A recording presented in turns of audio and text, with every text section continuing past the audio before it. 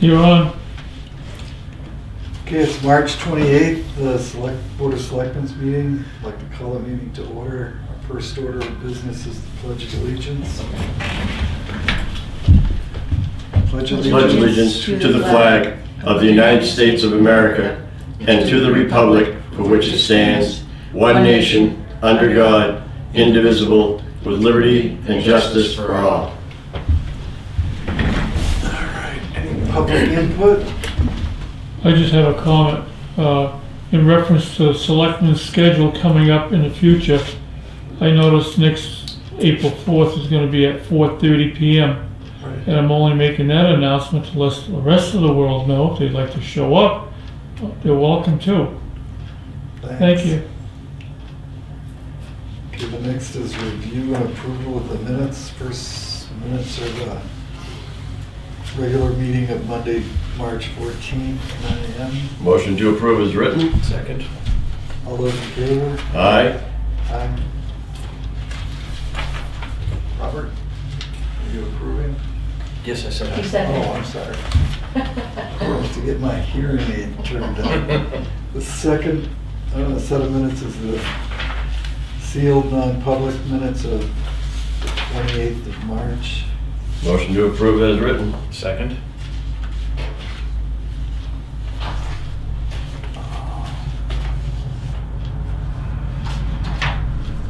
All those in favor? Aye. We're going to have those remain sealed.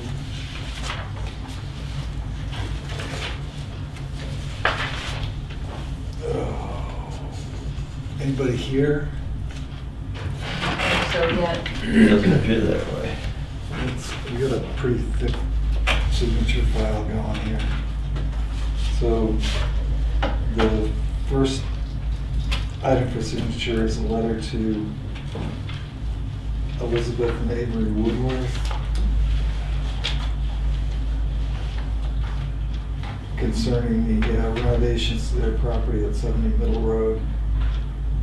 That's the old Cheney Farm. Cheney Right. Farm. We had approved that, and all we needed to do is send an official letter. Right. I'll make a motion that we sign this letter. I'll second that. I've read it. All those in favor? Aye. Sorry, I got it down, just wait. And the next letter is a letter I wrote. It's and I've been in discussions with the New Hampshire Electric Co-op. I don't know Right. if you've got a chance to read this or not, I did. but I'll read it into the record. The selectmen of the town of Tuftonboro would like to enter into a discussion of a partnership between New Hampshire Electric Cooperative and the town for the installation and operation of broadband internet services. The town will continue to seek federal and state grant funding to assist in this project. Tuftonboro is almost exclusively served by New Hampshire Electric Co-op for its electricity needs. Our cable provider, who currently provides internet access, has left sections of Tuftonboro unserved or underserved, and we would need assurances that all residents would be included in any new broadband plan. We look forward to hearing from you. We'll make a motion that we sign this. Second. All those in favor? Aye. It's interesting. Coincidentally enough, I was approached about, from the Thompsons, have we made any progress in trying to get them some internet on 171, the one house that isn't served by Spectrum. And Very cool. There's a bunch of them out there. Yeah, oh yeah. And it's interesting that the subject came up because last Wednesday I attended the Carroll County Broadband Planning Right. Committee meeting, which was a kickoff to actually plan for having a broadband district, a legal entity to negotiate with an entity such as New Hampshire Electric Cooperative for installing broadband, but on a Carroll County basis. Mhm. It's not mandatory that any of us join this, but if we want to join the district, we have to appoint 2 people. Right. And this is different than the broadband committee. This is the broadband planning district. Right. And I read the minutes of that meeting, I wasn't able to go to it.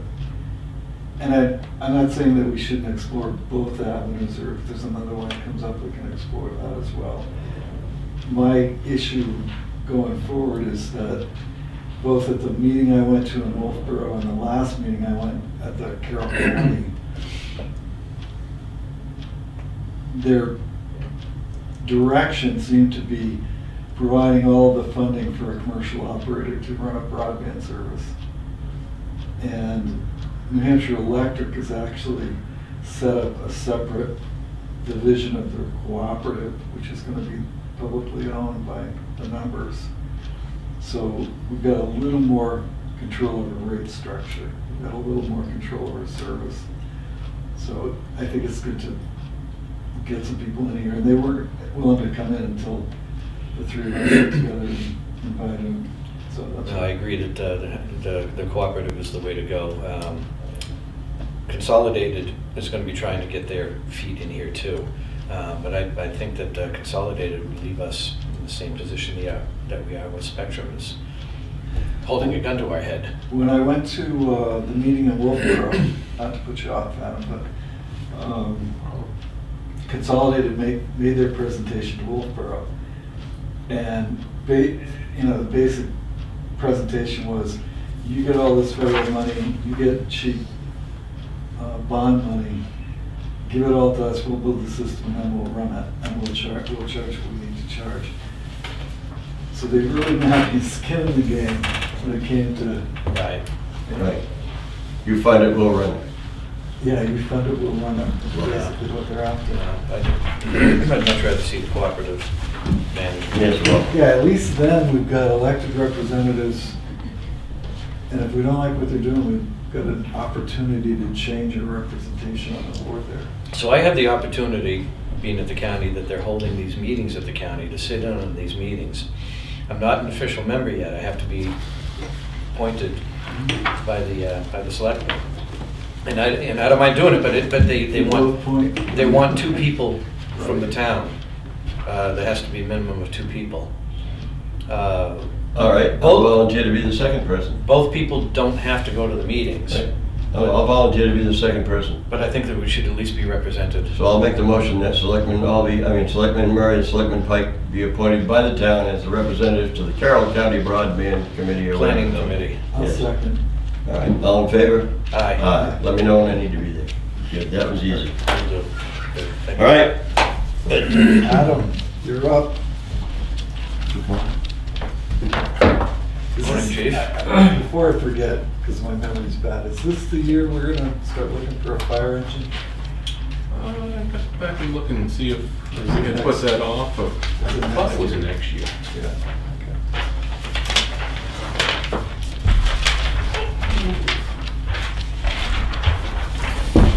Well, the way that things are going, you probably could order it this year and then get it like 2 years down. As far as the different stuff.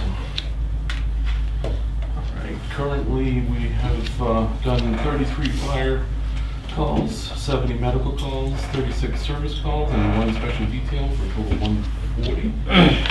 We've done 9 gas burner inspections, no oil burner inspections.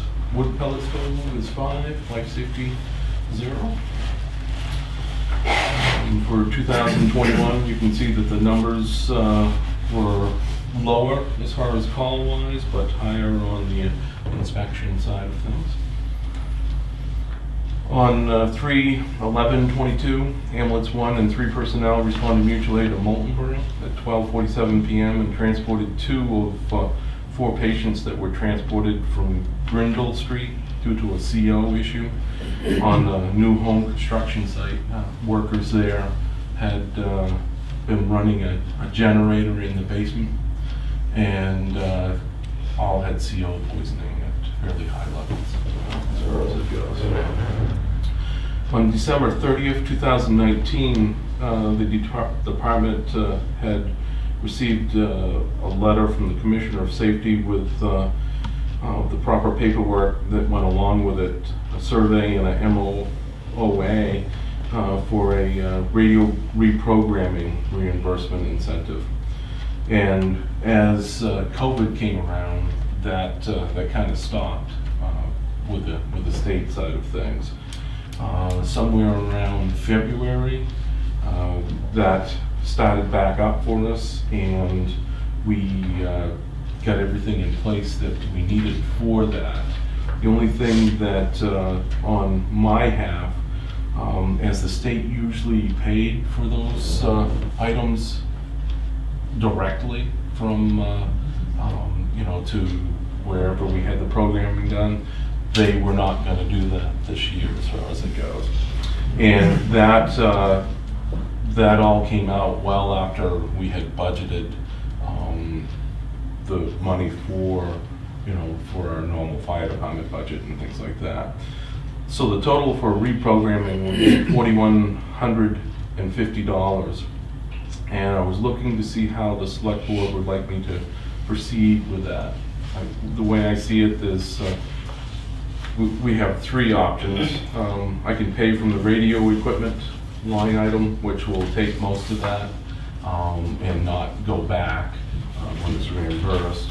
Or at least I'm assuming that's the case, because usually it goes to the general fund. I can use $4,000 from under grants and hazardous mitigation, which is in emergency management. However, we have not completed the hazardous mitigation planning yet, so I'm not quite sure how much that's going to cost us. It could be $2,000, or it could be or less. Or could the money be taken from the fund that's set up for $5,000 in the town budget for unexpected expenditures? And again, when the money is refunded, it goes back into the general fund anyways, where that money came from. So what, on the emergency management equipment line, Mhm. what are you planning on tapping that for? For emergency management equipment, Yeah. or well, I was looking at it coming out of the grants and hazardous mitigation planning. Is that your recommendation? Well, if we use that section, I personally, if we could use the some of the $5,000 for the unexpended expected expenditures, the money comes out and it goes back in, and it's not affecting anything else in that particular case. But Yeah, it's just a little early in the year to be you have to do tapping that. It's going to take a good chunk of it. Yeah. So you've got, back to what I was asking on the emergency management. You've got $5,149 on that line. Right.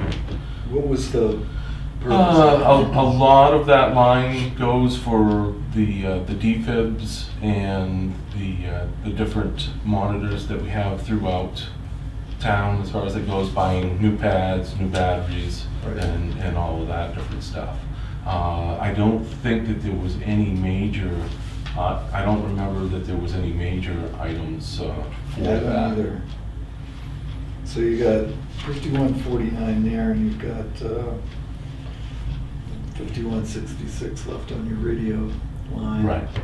I mean, I can split it up, that's not an issue as far as it goes, I but. mean, I'd rather keep it, personally, I'd rather keep it there. I don't know what the other guys are thinking. Both of those lines fit the bill, so to speak. Right. And, yeah, I think we go with that because it is early in the year to hit the contingency fund.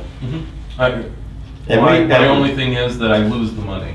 It's gone now, and it's not gonna come back. Well, as you are familiar, we're allowed to move money around Right. throughout the whole budget as long as they don't exceed the bottom line. So if you run into a bind, we can Yep, probably okay. So, accommodate your I mean, needs. no doubt that the money's coming back. Oh, you know, yeah. As far as through the But, grant, as far as again, it goes, but once I've used it, It's not available, obviously it's readily not available, right. Yeah. I think splitting is the way to go. so there is grant money coming, is that the? Yes, there is money coming back. As soon as we provide them with the paid bill and we show that the programming has been completed, which it has been. There was 83 radios that the programming took place in. So we have to pay for it before we get the grant? Yes. All right. Yep. And if I had known that, completely, had seen that, Yeah, I we could've budgeted for it. would have budgeted for it. But apparently it was there, I just missed the small print. Okay. And I would assume that the chief is in the Haven't started that yet, but yeah, same deal, but not as many radios. not as many radios. I wasn't gonna worry about it. Yeah. I noted that the department responded to a flooded basement recently. That isn't on this report. The homeowner is ecstatic and really thankful for the efforts the boys put in, and I agree. Pass it on. It was very close of taking the person's furnace Right. out as far as it goes. So Good job. Thank you for doing that. Yes. those are the small things that we don't usually report because it's something that is done on a daily basis. Sure. So, the department did receive $673.66 cost sharing funding for VFA grant award in 2022. This was made available by the U.S. Forest Service to the Division of Forests and Lands to improve fire protection in rural areas. With this grant we received, which was a 50-50 matching grant, we received 6 wild land forestry shirts, 1 backpack floor, and 500 feet of 1-inch forestry hose. That was all taken care of and received back. We received everything back after we turned everything in earlier this year. So, the department has been following up with Ballin Cooperation, who submitted a proposal last year for installing a second garage door in the back of the central station. This will cost $14,655, which we had budgeted in 2022's budget under central station improvements. Overhead Door Company of Concord will be providing the door as they have done all the others and provided service each year for the door openers and the maintenance on the doors in the building. Predicted delivery date for this would be late in June 22. And do we encumber that 14.6 No, that was in the budget itself in 2022? in 2022. This year's budget.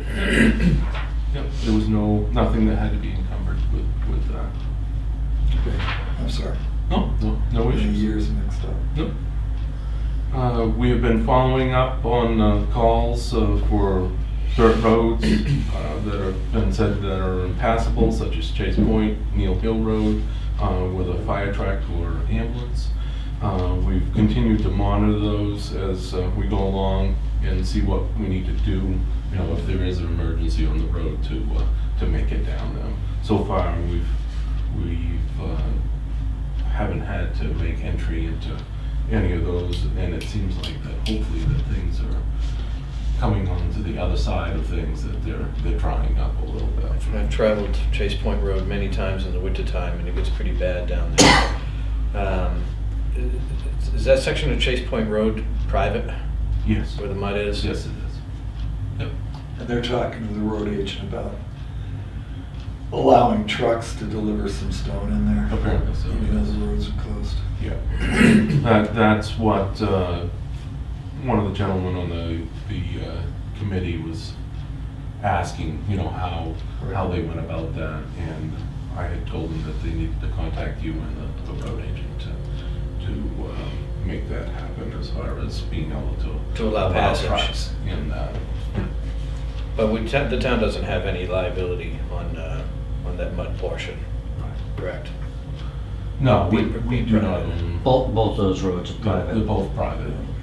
And they're not it's not the only, those 2 roads aren't the only ones in town that are seeing that. Chase Point is worse than I've seen it in the past, but it's just the way everything is this year. What would you do in the event that it was impassable? Well, one, we would try to make entry with our 4-wheel drives first, the smaller trucks.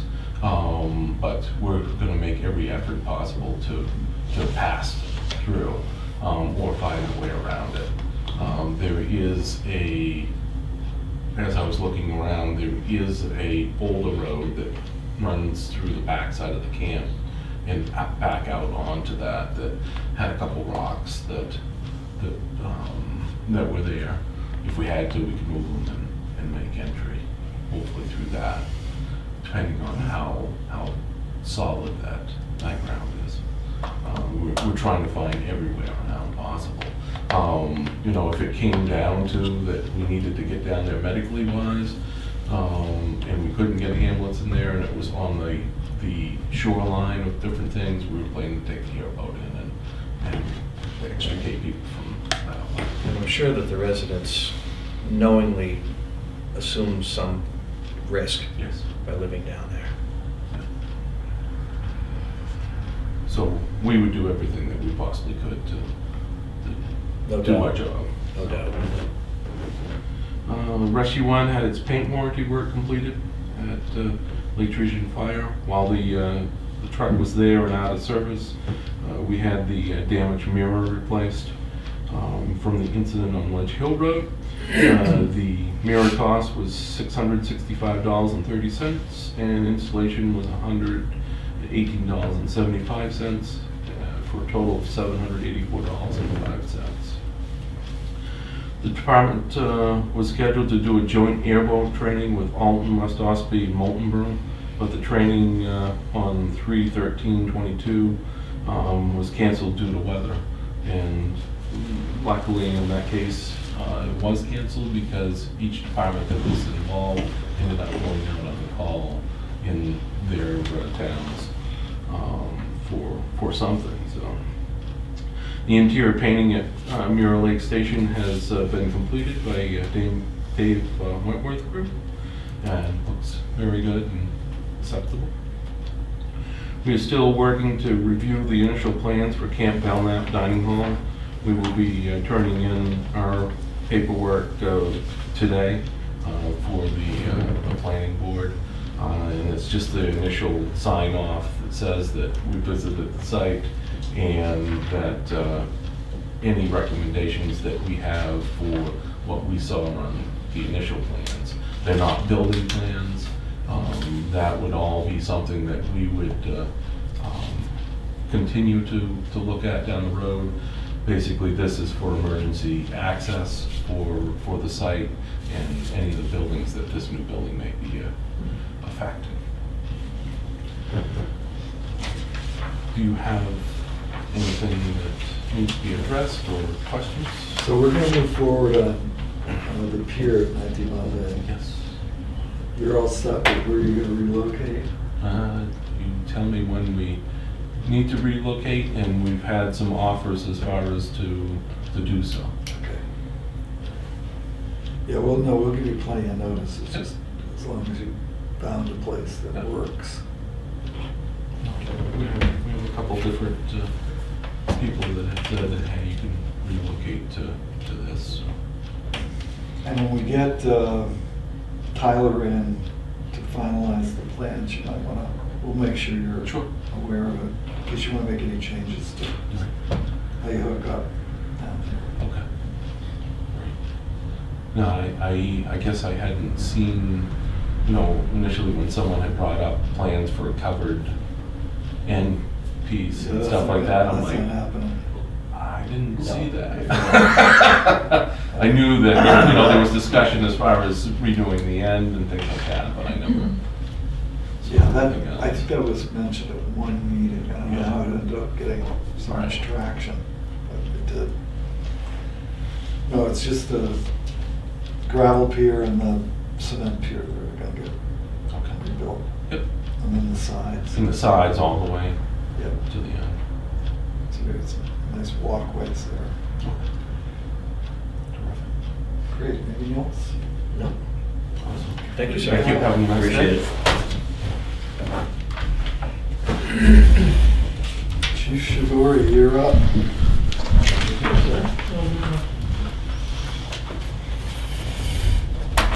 Morning, Chief. Good morning.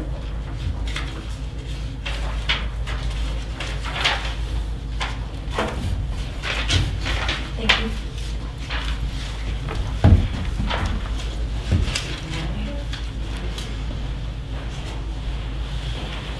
activity is largely what it was last year.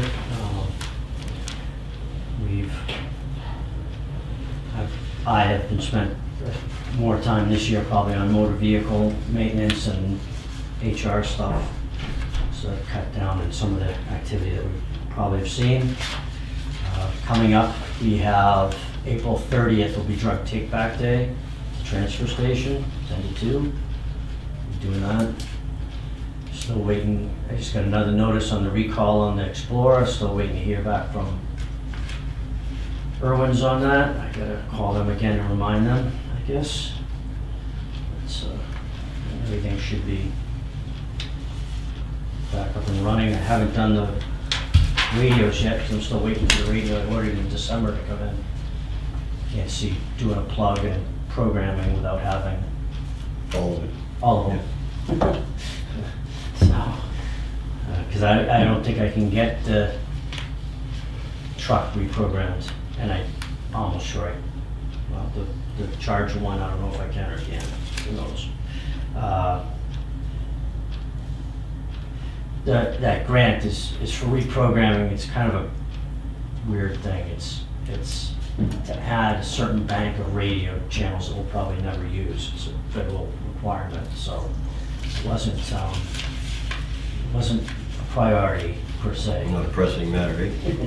But if they're available, they want them in your radios. Yeah, and what they've said in the past is if you don't do it, we won't give you grant money for interoperability later. But they still always have, despite saying that. When I sat on the Homeland Security Grant Council, I raised that specter when some people put in for grant money for radios, and I went, wait a minute, you were supposed to keep that up to date, but nobody seems to enforce that anyways, but. So that is funded or is it unfunded? It's current one, The what? the current, Current radio was funded last year. right? So there is radios funded this year and there was radio funded last year. Okay. So, yes. One was encumbered funds, and I'm waiting, that's one I ordered in December and it hasn't come in yet. No, I'm thinking about this federally mandated upgrade. I don't have that many radios, so I wasn't too worried about it. Yeah. So I don't have as many as obviously the fire department, so Do you got room in your budget for it? I got room in my budget for it, so I wasn't worried about it. I mean, I'll put it under radios like the category it belongs at, but I know I'm under on salaries and a few other things, so. I'm just not a real fan of unfunded mandates. Well, they claim it's not because they're giving you grant money to pay for it. Okay. But it's kind of, How much money are we talking for your department? it's about $100 a radio or something like that. How many So radios do you have? It'd be about $900, $800. It's not, but they claim it's not unfunded because they give you the money to do it, but it's, But you have to do it, pay for it first. yeah, Okay. yeah. But you More like a refunded mandate. Yeah, there you go. refunded, yeah. But you'll be getting the money back. Yeah, and it's, and honestly, if I didn't get it done, it wasn't gonna be the end of the world either. It's not gonna stop you from getting out there. Yeah, it's not gonna stop my radios from working on the channels I need. And like I said, they've never enforced it in the past and on the whole interoperability, and you must keep things up to date otherwise. So sounds good, but they've never done it. And honestly, the paperwork wasn't that too burdensome because I only have the 9 radios to do. I think I put 10 down. No, I put 9 down. Anyway, whatever it was, it's not too burdensome to do. It's just, it was a matter of your list of serial numbers and the models and send it and they say, okay.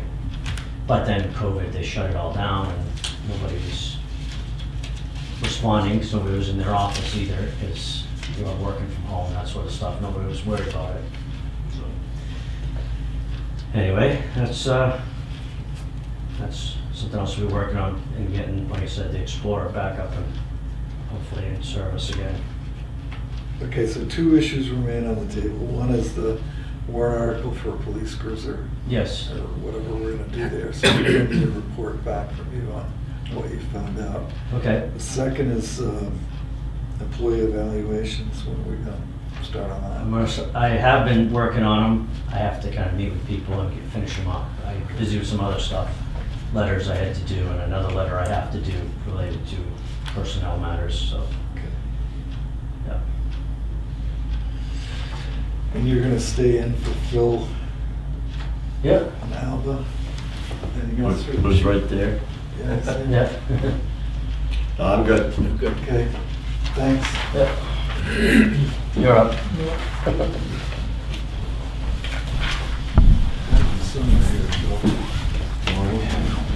Bill Bennett? I'm Bob Murray. Hi. Pleased to meet you. Brought these in case anybody wants them. Everybody wants. I'll let you. Is that one full set or multiple full sets? This is one full set. I'll just cut the rubber band at this point. I did send a PDF. I can get you more, but Did you end up getting a copy from him? Well, It's impossible it didn't to print read. out well. I'd like a full set for myself. I ended up having to get half of Set these back here printed. too, Yeah? yeah. Right, there's a second. I Okay. ended up having to At least get half one. these printed Okay. off at Staples because I ran out of ink, but, Okay. so it is feasible. We do have a set in the back here.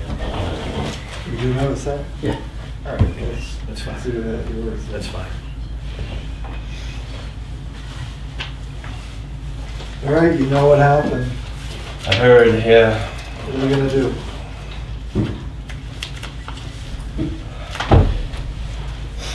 I think the first thing that comes to mind is maybe take Jerry's comment from the last time we met and go out to bid. I think there's some problems with that, the least of which is finding someone who could do it and guarantee a bid in the current situation. But I think it would be a more, potentially more cost-effective method. I don't know if we can save that kind of money, but Well, I don't know that we can. I read the thing he sent out to USDA or whatever it was. And parts of that I think are too onerous for local contractors to meet. no, it's, And I don't know whether or not the federal grant people are interested in us having a modified plan. I mean, I've talked to a number of industrial-sized contractors, if you will, but they're not Manchester-sized, they're Conway-sized, who are willing to look at the job and willing to price it. But I don't, they're not gonna cut a check to do it, which I think it was requiring a deposit for bidding. I remember seeing that in there. from the USDA. Yeah. I guess I don't remember that, but it could be the case. Certainly the USDA requirements are going to be onerous for a lot of small PCs. Right. It's a lot of extra paperwork. And we would obviously have to go through an approval. Traditionally, I mean, they prefer a traditional bid instead of the CM. It's Yeah. just, in their minds, it's a more cost competitive way to do it. And we had to get special approval to do the CM route. So going back to a traditional bid, GC, I don't think would be a problem with them, but certainly we'd have to go through the motions to get it. And then how would we replace the CM? Would we need to have a clerk? No, they require a clerk of works on your part anyway, which was going to be Jack, and they gave approval for that. So I don't think that would be a stumbling block. Again, there's going to be some extra paperwork involved, and that's kind of the admin cost that a smaller GC is not going to necessarily be prepared for or know about unless they've been through the process. And that's all on the federal grant side, that extra paperwork? Yeah, the USDA paperwork, yeah. But as I said, I don't think they would have a problem with it. No, in fact, I think they were looking, they were kind of, like you said, they made an exception for the CM type. So I think certainly going back out to bid to local GCs who are big enough to handle this job. The only real issue I see with the USDA is the amount of paperwork and hoops and jumps they have to go through to make the contract work, and unless they've been through it, they won't know for sure the amount of work. So they'd have to be prepared for that. But So is there any way for us to mitigate that? I mean, potentially, but there's things like, I don't remember if they require the Davis-Bacon in the I'm USDA. sure they do. I would think so, most of Yeah. them. So that's an issue that a lot of GCs aren't familiar with, smaller ones. And I don't think there's much you can do about that if they require I've it. been through that before. When an employee, we were building the Hanover wastewater treatment plant, an employee brought up Bacon Davis, or Davis Bacon, whichever way it goes. And it turned out that the wage scale was lower than what we were paying already.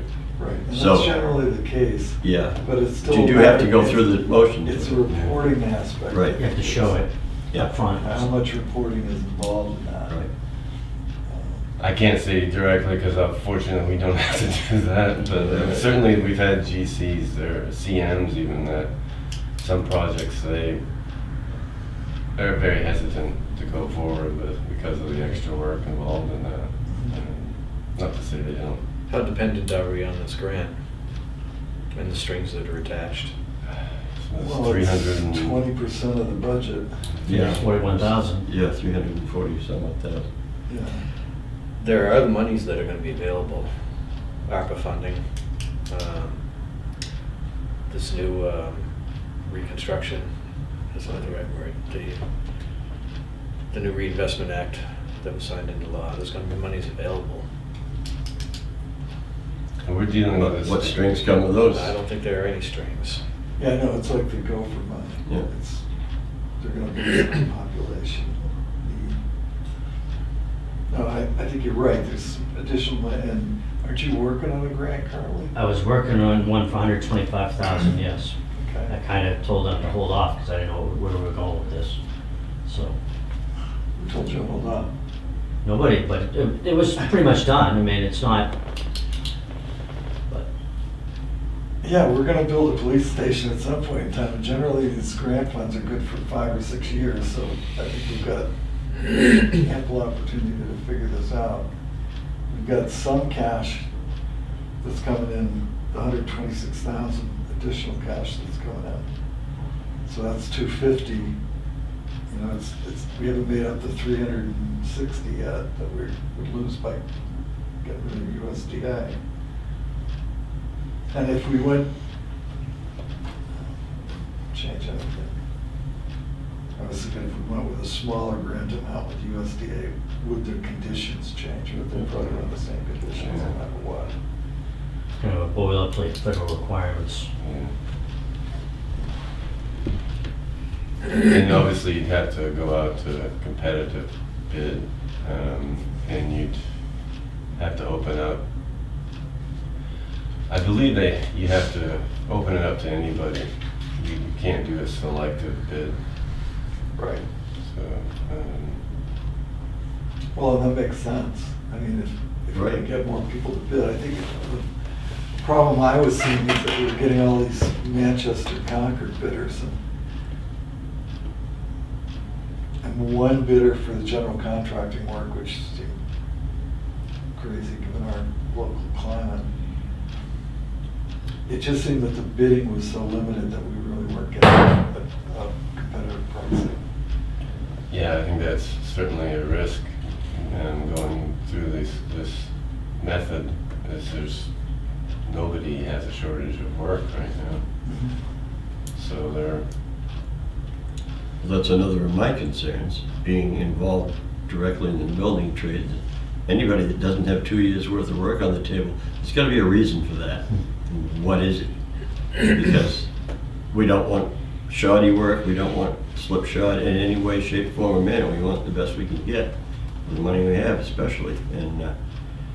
But if you put it out to bid, at least, in a broader area, you might find someone that's big enough They can actually cut loose the crew or whatever, you never know. That's the thing, the bigger firms have a larger bandwidth to take on additional projects.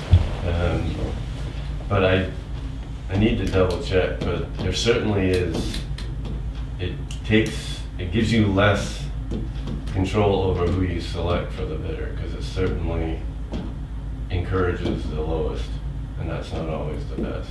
Right. No, it's typical to throw the high and the low out to the side. Yeah. Look at the middle and then come back if you need to. Yeah, I'm not sure the USDA allows that, I but, think they require 3 bids too, right? They have a minimum Yeah. number anyways. yeah. So, a couple things. Could we not use the grant and retain full control over the project and the bidding? Could we change the structure? Could we go to a steel structure, a prefabricated steel structure, and save some money versus a wood frame structure?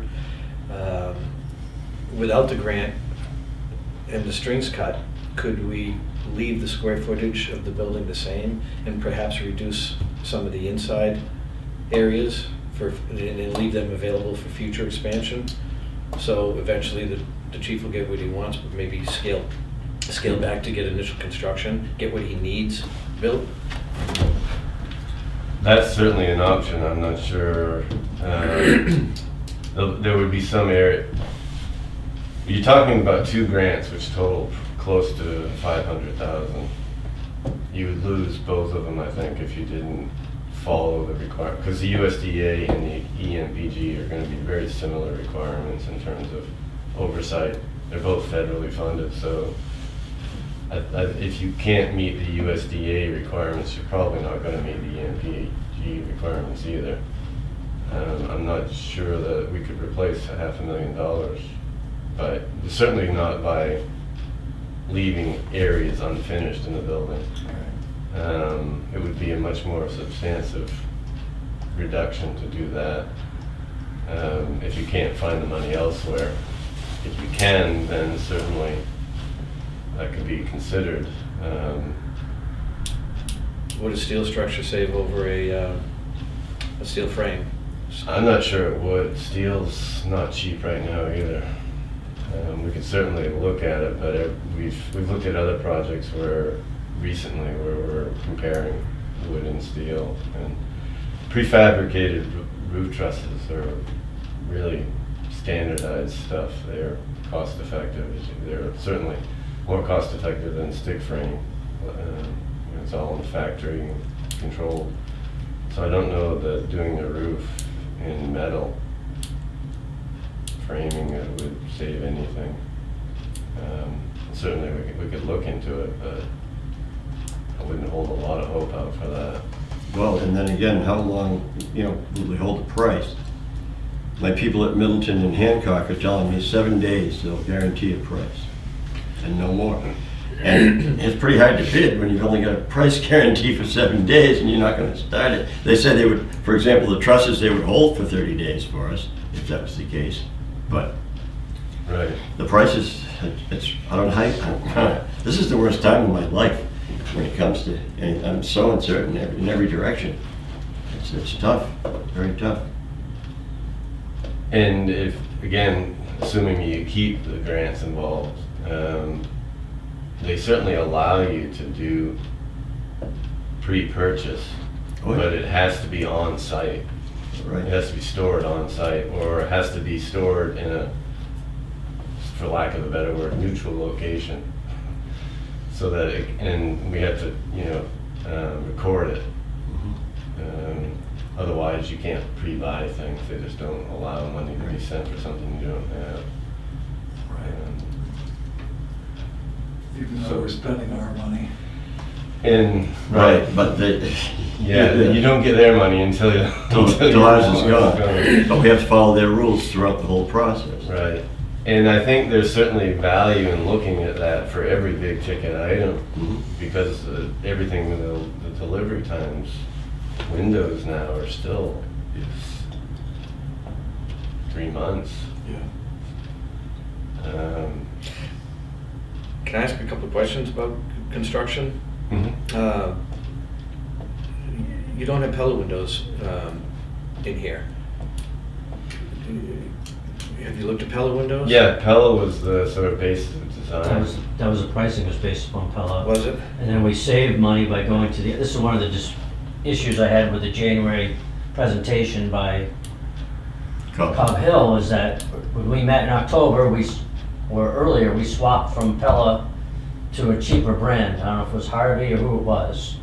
And I was gonna save like 5,000 or 6,000. When they came back in January, they had the Pella price like back up to 5,000 plus whatever the increase in Pella was over that time frame. So that was a few things, but we did originally price it at Pella, then they priced it at a cheaper alternate. All right, has anybody talked to, yeah, I don't know if anybody's spoken to him directly, but I know that he helped on the library a bit, so I mean, I'm sure we can make I some sort think of deal with everybody it. in the area knows of him. Yeah, It's yeah, tough. no, I mean, we're working with Wolfboro on the Libby, and he lives in town, this is gonna be his police station.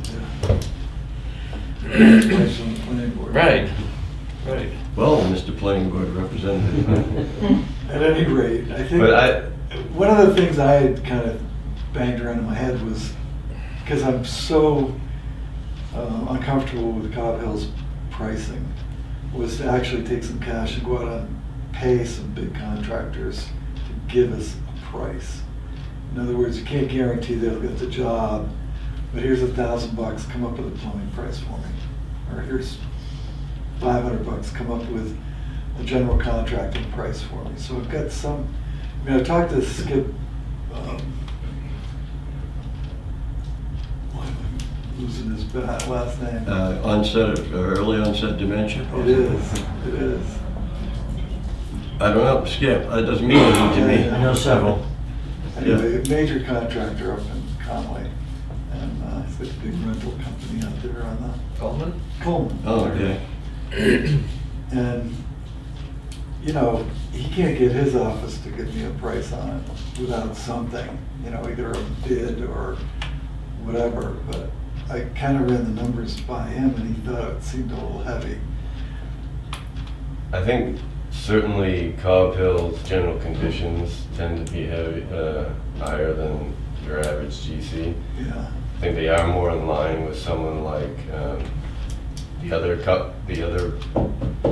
bidder that was when we were doing the CM. We had It was Martini Northern and North Branch. North Yeah. Branch. So North Branch's general conditions would be similar. Yeah. Martini Northern, I think, might be a little bit more cost effective in terms of the general conditions and overall. And in fact, I think they were slightly lower than Cobb Hill's estimates. I think it worked out to about the same because they were 8 months versus 6 months. I think it's how that. yeah, we only known at the time that we were gonna have a COVID epidemic then. Have you No, reached but- out to Randy Remick? I haven't, no, I spoke with him, I don't know, 3 years ago when we started this process, but I haven't spoken to him since. He didn't bid, or he didn't come in for an interview on the GC work. I don't know why, I don't know whether it was just I don't know, might be too worth small or. might be worth a poke in the ribs. Yeah, Yeah, the CM, we went out for only, it was an open bid and only 3 responded. yeah. And I suspect you won't get a heck of a lot more interest going to a traditional bid method right now. If we could get 3, that would be good. But and the other thing about the USDA, just as you're mentioning, basically on the USDA, they don't accept anything that's a nominated sub or supplier. So we have to put equal and approved on everything. So if it goes out to a traditional bid anyway, then it'll be up to the builders, to GCs, to say what they're using, whether it's Pella, Marvin, whatever. And then it's up to them to prove that it's an equal Yeah, sure. We couldn't alternative. expect you. So- You had to put that on every page, even though you said you're on like the main page. Yeah. And I mean, I don't think that's a bad thing because I mean, a lot of these things, they're all, you know, it's just, you get lucky with, we've seen pellet prices half the price of Marvin, we've seen them 25% more, it just depends on the day. So I think it is best to go that route, equal and approved, and I think between everybody, we can decide whether, the GC will have to say this isn't approved, this isn't equal, and here's why, and we can say yay or nay to that, whether we agree with it. But that, again, you don't have any option if you stick with the grant. We do have to do that. So Bob brought up GC that he and I are familiar with, Bond Page and Stone. If we were to change up, I mean, let's say I talked to Randy and decided he wouldn't mind doing this. We don't need to revisit the bidding process, or would we? If we're not going to use Cobb Hill, Yeah, we'd either have to do another CM invite or go to an invite to GCs. The USDA is not going to accept a nominated GC. All right. Well, I say that. I think they'll be very reluctant. You might be able to convince them that under these circumstances. No, we are. We got a town of 2,500 people. It isn't like we're dealing with Los Angeles here. There was a similar problem when they built the post office in Melbourne Village. None of the local contractors met the minority requirements because there were no minorities. Eventually, they were convinced that okay, and they awarded it. But this is the kind of thing. We're small. We're in an area that's really rural. I think it might pay to just run the cost by them if I can get them to look at this. Sure. See if we can. Well, yes. I mean, at least they're in the business of doing it every day. Right. Maybe I'm all wrong. Maybe the costs are absolutely crazy. It just seems as though, I mean, I know on the general contracting work that I could rent an excavator and a dump truck and probably walk away with $100,000 in my pocket. Yeah, the site work expense was Crazy. eye-opening. Yeah, especially given that it's sitting on a gravel pit. that's one of the few local, wasn't it? Yes. Yeah. Gillum was the only No, it local. wasn't Gillum, it was Brooks. Well, Gillum and Brooks both bid on it, Okay. and Gillum was higher than Brooks. I've worked with Brooks. Yeah, I think they Company. used Brooks. I have my doubts at times, but I worked with Gillum, and I think he's a good man too. There you go. And I happen to know Randy Remick well enough to call him Guppy, so there you go. Bond Page and Stone did a great job on the nursing home, and Yep. I wouldn't hesitate Yeah. to offer them an opportunity here. Right. I think if you wanted to go that route, you'd have to prove to them that you can't get interest.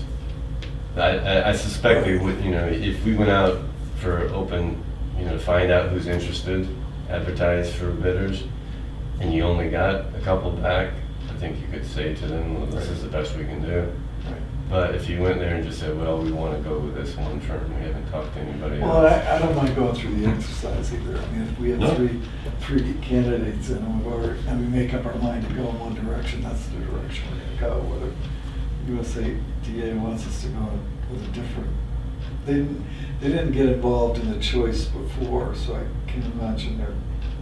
But it did cause us a bit of headache to get that approved retrospectively.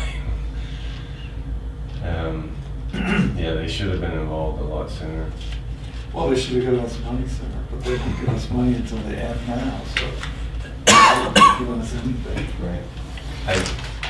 If you have the funds, I think Cobb Hill are a reasonable firm, and I think there are some things that they do and don't do well, but I think you can say that about anybody. So I don't think it would be a wasted exercise to get somebody else to give you a number on it. I don't feel you're gonna get that significant a difference where you could cut out either of the grants, or you might make up the difference between what you have and what. No, I don't think we're gonna make up $500,000, but we didn't get the $400,000+ that Cobb Hill wanted us to get this year. We don't have that money. So can we do it for the 1.7 that we have, or whatever amount of money that's kicking around? That would be the approach I'd take. And then if we've got to work our way through the paperwork for the grant people, if that becomes onerous, then, you know, maybe we allocate some staff hour here in the town office to help out with that. I don't know why that wouldn't work.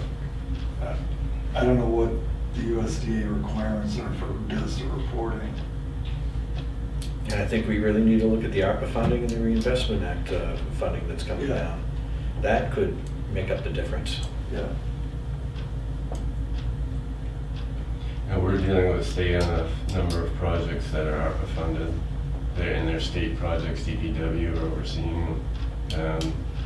I don't know enough about it, how much of that funding can be given to individual municipalities. I know the state's trying to use a fair bit of it on their projects. Yeah, well, the money's there, and it's for municipalities, and they're from what I understand, they're leaning heavily a lot towards public safety. And the rules, the final rules that are effective coming out April 1st, which is this week, are much more lax than the former interim final rules. So I think there's an opportunity for us to grab some money. Does it make sense? You suggested that if Bonnet Page and Stone are interested, to pay them to run through a cost exercise? I think it might be. I think I'd like to get the numbers off to them and run a plan. I mean, if they look at it and say, no, that looks about right, then there's no reason to pay them any money. If they look at it and say, we'll get into it and get a better number for you, and it's gonna cost you something, then I don't know how they can just take a look at it and say that's expensive without actually going through the right. package. Well, I mean, they're in the business of doing it every day, so they're gonna have some notion, I would think. Yeah, and the Cobb Hill really struggled getting multiple numbers, which doesn't help. I think Bonnet Page and Stone would want to be aware of that, because they may be experiencing similar things. I think everybody is. Yeah. So I would be a little hesitant to just, have them look at the numbers and, yeah, that looks high. And then, I don't know, to me, it seems like they wouldn't have enough information just looking at that.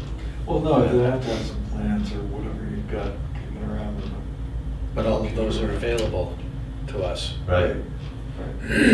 Right. I mean, both the set, we didn't, on this specs, we didn't do the means and methods and the front end, because Cobb Hill were doing all the bidding. So our specs are just the materials. It'd take a little bit of time to get that together if you wanted to have a proper traditional bid set. Do you do the mechanical engineering, or do you hire that out? Do you have somebody that does the mechanical? We have an MEP firm that we work with right here, and that's who did that. Yeah, they're out of Vermont. I got a couple of questions that are burning. It looks like you've got all Mitsubishi or Daikin equipment coming in. Is that the reason for the three-phase power? Is that solely the reason for the Single three-phase? phase. The specs that I was looking at said three-phase. We switched it to single phase, I thought. Yes, we did switch it to single phase. So originally it was three phase, because that was a big one compressor. Yep. Variable vane. But then we switched to several smaller ones, and it was single phase. Okay. The stuff that's still on the town website indicates three-phase. I don't know.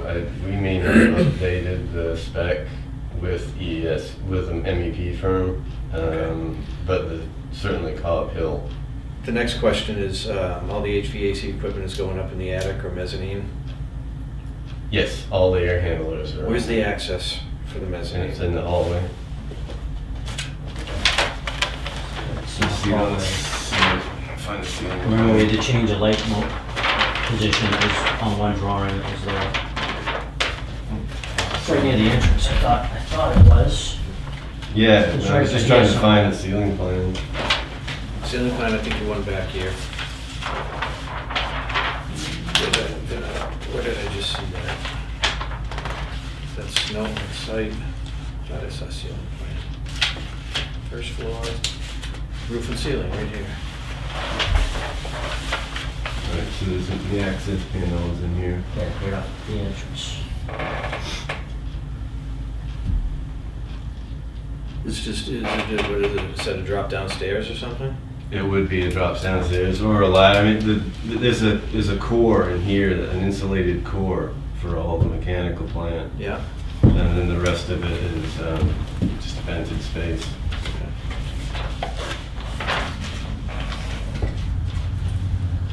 Yeah. I'm good. Well, Thank that's you. fine. Does this still show three-phase on this stuff, do you know? Is plans? I'm pretty sure the, I know and that was a big hang-up that we had right along, was three-phase versus single-phase, and how much that would cost, and how. yeah, that was one of the reasons why we ended up with 7 condensing units. And the individual, the one that was going to be one large condensing unit.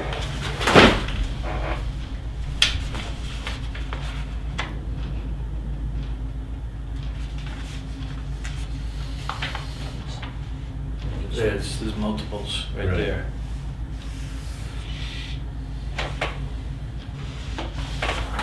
And- There's your service entrance.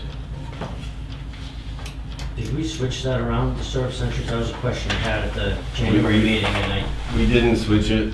That was something that was discussed with the Co-op. subcontractor that, no, it was the subcontractor that was saying that it couldn't be done that way.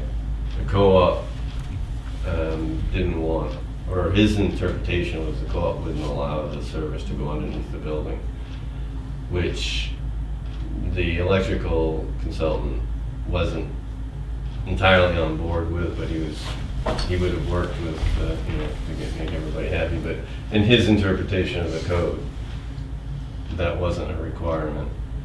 I think the issue was the code allowed it, but the co-op wasn't going to, because they didn't want to be responsible for digging up if something happened in there, I think, as I recall the conversations.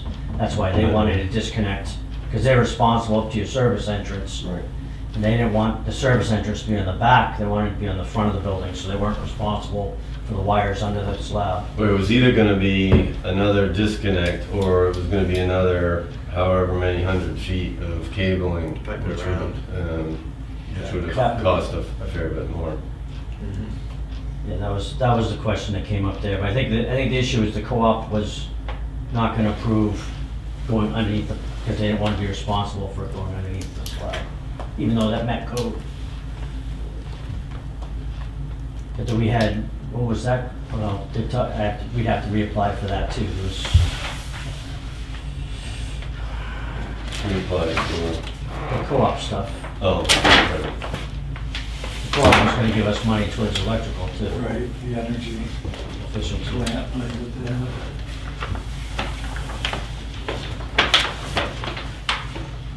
And that's a year-by-year thing, so we'd have to redo that. Right.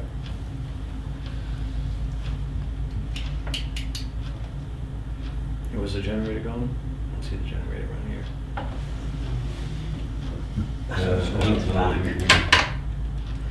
I think the MEP had it located on their system.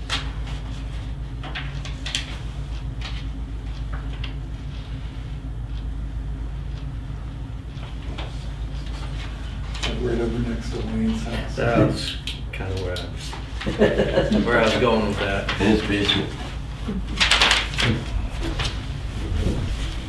There it is right there, out by the parking lot behind it. Within the,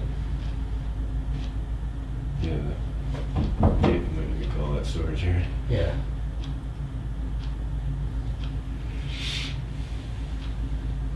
Well, I know it's probably irrelevant to this conversation, but I think that we should probably think about putting a generator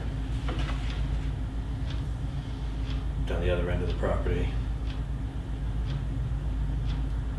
If that be the case, if that's your service entrance, you could bring your service entrance over here and you have generator and service entrance coming in from that direction.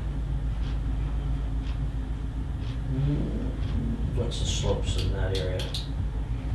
You got the brook, you had that runoff on the side, but that's it. There's a Yeah, the topo starts to drop, so you'd be bringing in some more fill.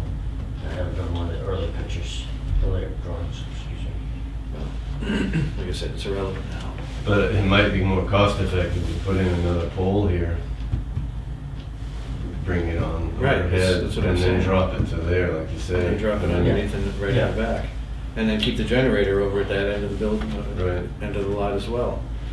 I know you'd keep the neighbors happier. Well, this neighbor will be happy with that neighbor, maybe not. Who knows? That's quite a ways from that one though. Yeah, yeah, there's a buffer in between. There's something to think about.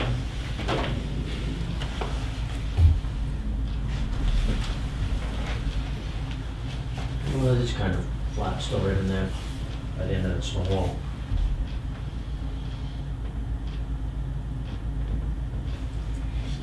There you go. No, I'm saying right in this. Yeah, I know, corner but here. you could bring that other pole in anywhere over here. Get the generator over there too. Yeah, that's about floor elevation, so right there, so. Yeah. Food for thought.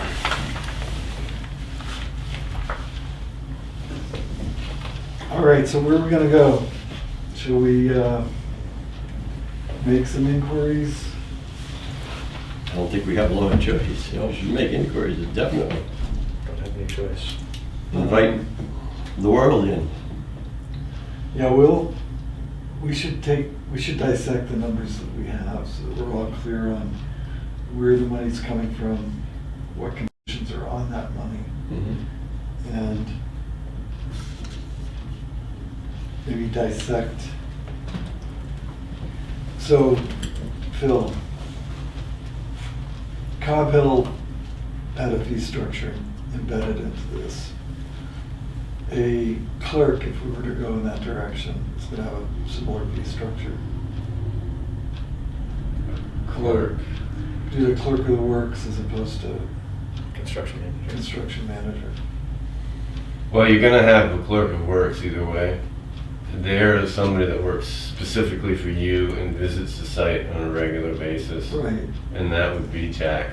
That's what we proposed to the USDA. And he's been Okay. approved for that. And he's been approved for that. And they require that. They require a clerk of works. So if Even we if we had a eliminate GC. completely the construction management portion of this bid, is that an available option for us? Yeah, well, that's going, or are you suggesting that you would contract directly with all the various subs? Sure. Let's take that for an example. Worst case, it's a lot of work. Yeah. I'm sure it puts a burden on Jack. Yeah. He wouldn't be a code officer for 6 months. He would be It's not strictly a on visit this. once a day, Yeah. once or twice a week. You need a full-time clerk of the works to manage that. Yeah, it's certainly worth asking the USDA. Well, what if we were to replace Jack with a professional clerk of the works, full-time on the job? What was the cost difference between that and having a construction management company do the same work? Well, the difference between the construction management and the GC is, from our point, is really the pre-build. Once you get into the construction, they're very similar. They're going to have gone out to bid prior to giving you a GMP. They go out to bid to every subcontractor and they line them up, and then they compile their cost and they give you a GMP number. And then as the project starts to get in, they rebid each of those packages. And what they do is they buy out that package prior to bringing them on the site. The GC, going a traditional bid, you don't have all that bid and then rebid. They go out, they align their subcontractors, and then they give you a number based on those subcontractors, and then you don't have any control about, you either accept those subcontractors or you request them to use somebody else, and then that changes their fixed price. Right. So you don't have any of that control over the bidding of the subcontractors. When that is all done prior to getting on site with the GC. So they give you a fixed number. All that is, if you agree their number, you're accepting all their subcontractors. The CM gives you a bit more flexibility in that process. But once you get on the site, that's effectively done, and the two of them are the same. So by taking either the GC or the CM out, you have to have somebody who is more than a clerk of works, because usually a clerk of works is somebody who just is oversight, viewing what's going on in site and making sure it's being built, and they're there specifically for you to make sure it's built per the drawings, and they're there on a more regular basis than we can be. They're basically there every day for at least a portion of the day, but they don't control the subs. That's still the GC. So you're really looking for a clerk of works who is going to GC it, and I'm not sure how you get that independence of the clerk of works, because now they've got skin in the game and bringing that project in on budget as well as, so it's not really a clerk of works. I think the only way we could do that is, we still need a general contractor, but I think the only way to do that is get rid of the grants. We don't have that string attached, then we can act as our own clerk of works. Not sure that's where we want to go down, but it's the way to do it. You could you could be your own GC. Yeah, but none of us have, I mean, we have the ability, but none of us have the wherewithal to get it Understood, done. but the grants are going to require you to have a clerk of works. Mhm. They're also going to they're going to prefer. I don't know if anybody's ever gone this route, but I suspect they're going to prefer you do an open bid to get GCs. You're going to have a clerk of works either way. So you're right, you need a GC. It's just a question of how you get them, whether you can still get those grants. If you go and select a GC and just say we want to go with you, then you probably wouldn't get the grants. But as long as you go out to bid, Well, just there's ways. And you don't believe that if we were to act as our own GC and have our own clerk of the works, that would pass muster with federal grant people? I guess I just don't know how you guys do that. Unless it's somebody who is unless the GC is someone who's an employee of the town, as opposed to you're subcontracting that out to them. If they're taking on all that responsibility to make sure that everything's bid properly, all the paperwork that goes with that, they're no longer going to be neutral like a clerk of works is. Or a clerk of works isn't neutral, they work for you, and they're looking out for your best interest, full stop. I don't know how you can get a GC who isn't actually a town employee, who's going to Well, be let's say working. they are a town employee.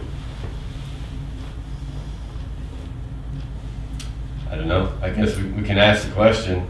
I'm just looking for alternatives. I mean, obviously we get rid of the federal grant money and get rid of all the strings, but we also get rid of the ability to build what we're planning on building unless we come up with additional money. So that's one direction we can go, and we probably should explore getting that additional federal money if there aren't equal strings attached to it. But if we have to stay with the federal grant money, how do we massage that into some sort of workable model? So we've got accountability, we've got control. I think before we do that, before we make that decision, we gotta see what kind of money that we can get out of ARPA and the reinvestment money. Yeah, none of this is gonna happen tomorrow. No. But I at least think- we need to have some kind of direction. Yeah, and I'm not sure how to go about finding that out, but I know that there's money available and we should see what we can get. And I've kind of, this is off topic, but I have been directing Susan, you've been Susan, primarily on broadband money currently, but there's no reason why she can't be looking at those funds as well. We talked about it kind of tangentially, but it's because the rules weren't out yet. And I don't know if you had a chance to watch the webinar that Bob forwarded to us. I haven't, although I read the stuff. Yeah. I didn't watch. So the municipal association may be able to give us some guidance on how to apply for some of these things too, Yeah, which wouldn't hurt. yeah, we're not the only town in the No. state that's looking. No, and this money is available and we don't go for it, someone else is gonna get it. Yeah, probably somebody in Tennessee. So we need to go for it. And I know that Siemens can help us out with the HVAC equipment and anything energy related. They have grant writers, but that's only specific to energy stuff. It doesn't help us with the whole project. Right. All right, so we've got a number of different things we're gonna have to do. I was just gonna say, I mean, it's federal money is coming out of different pots, but I can't imagine they're gonna have significantly different requirements. I think there are going to be significantly different requirements. I don't think that there's going to be the strings attached that we're facing with this money. Yes, That, yeah. I mean, if you look back at previous, I mean, I'm thinking 2008, they were looking for shovel-ready projects. And this is, And if you had a shovel-ready project, it was pretty clear-cut how it was gonna go down. But at the very least, I would think they want everything competitively bid. Right. So. yes, you still have to go through the bidding So process. if they were for some reason willing to accept you as GCing it yourself, they'd still want all the subcontracts to be competitively bid, Right. which means you have to deal with all that. Right, right. So that's a lot of work. I think you would definitely have a full-time employee and probably an assistant for at least the pre-bid, the pre-construction start. But then there's a reason why GCs get all these general conditions costs. I mean, obviously they make a profit on it as well, but Right. Right, and I wasn't, I don't want to confuse the two issues. My issue with Cobb Hill was not the fee they were charging, it was the product that they were presenting. That's the only thing that I had a problem with. And I mean, you were at the meeting in January. It's, you know, I think he was perilously close to walking out the door. And then we came up with a number which we decided we could put on a warrant article. If that worked, then all things would go. It didn't work, so the product was insufficient. All right. And do we get to keep this second side? Yeah. Okay. And you have, like I said, the PDF, if we can get you more hard copies, but if you know anybody with a large format printer, the PDF is easy enough to do.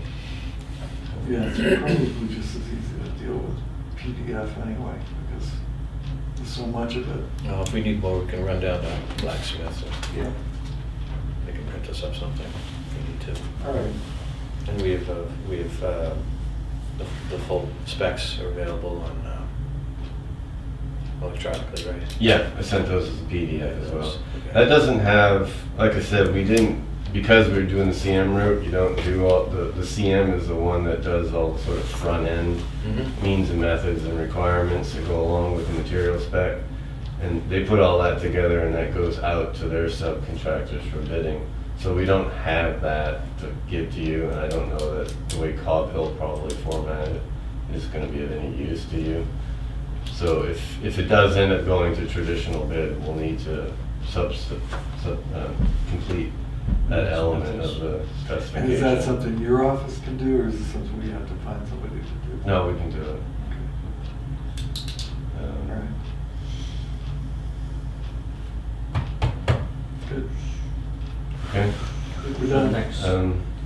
Steps are,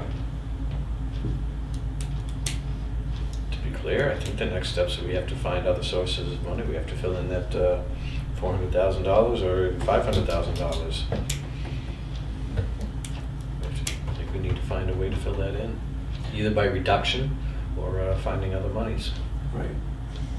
Right. I can contact the representative from USDA we've been dealing with to ask all these various questions. I wouldn't hold out hope in getting straight answers for any of them, to be honest. Well, That's kind of the way they've they answered so far. they switch people too. Yeah, and when I sent the email to her, I get one-word responses to all my questions. They weren't entirely clear, so I'm not sure. Yeah, you sent, did you see the other one that came back saying what they wanted to know where the extra money was allocated on that monthly?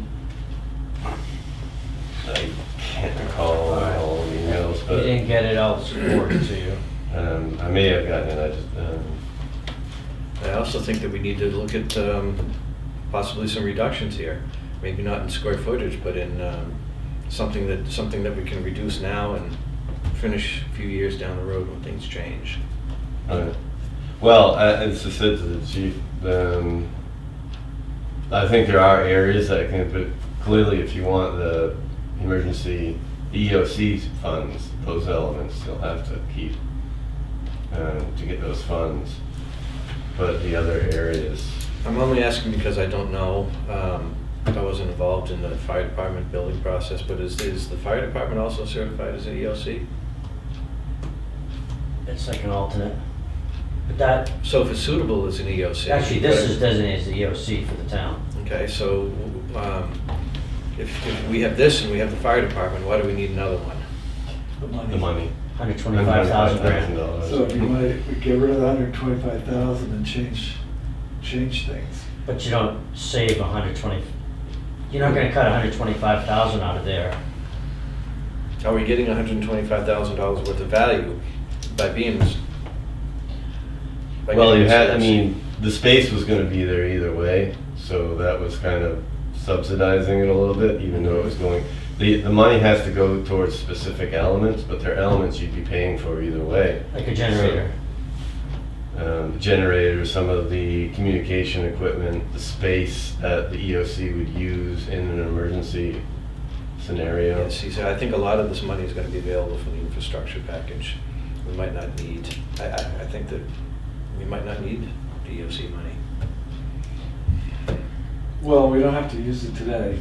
No. So let's take a look at it going forward. So you'll talk to USDA and see, tell them what happened. I'll ask him the questions as far as whether you could G-seed or not, or in, what, under what circumstances would they allow that? When you say you, the town. The town. Right. I said, they won't have any problem going to a traditional bid to regular PCs. If you go that route, I think it'll just be if you were to GC yourself, that they won't have issue. All right. So we'll be in touch. Okay. I'll formulate a list of questions for them based on this, and I'll run it past you before I send it on, just to Okay. make sure we're all on the same page.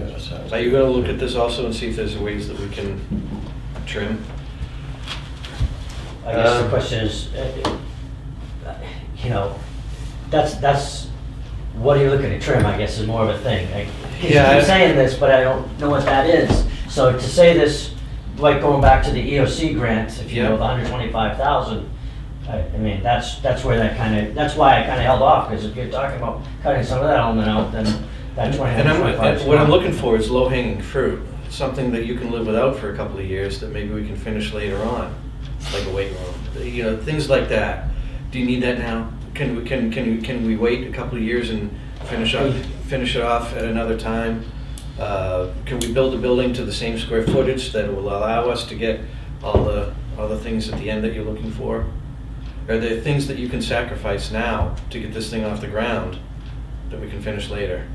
And I don't know that you're gonna save big money on it. 'cause I don't either, but I gotta ask the that weight question. room is smaller than this for you. I'm just using that as an example. And so basically, I mean, the square footage, I mean, yeah, if we don't put the equipment in, okay, big deal.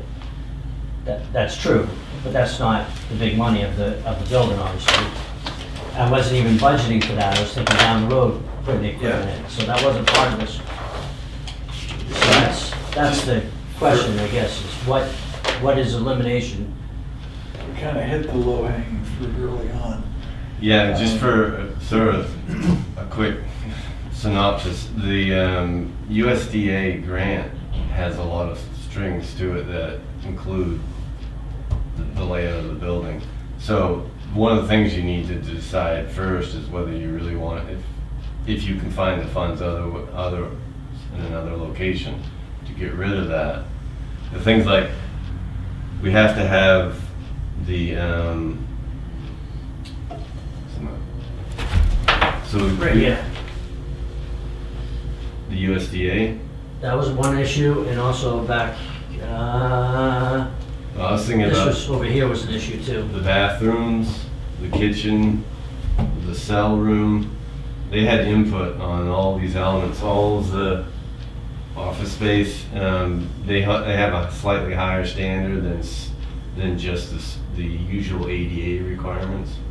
It's the next level up. It's not significant in itself, but it impacts a whole bunch of different areas. Removing it isn't going to save you a whole lot of money. You still have to meet ADA. But you'll lose the grant if you remove So it. that, we have to meet ADA anyways, they require ABA, Accessible Building Act, which the big difference is you don't get percentages, as I understood it, right? Like, for example, you can have a certain percentage that's not accessible. If you have, like, for example, the evidence room was a big one that they had a big heartache about because we showed like a desk sitting there and that would interfere. We had to pull the desk out. That's what we did to meet ABA.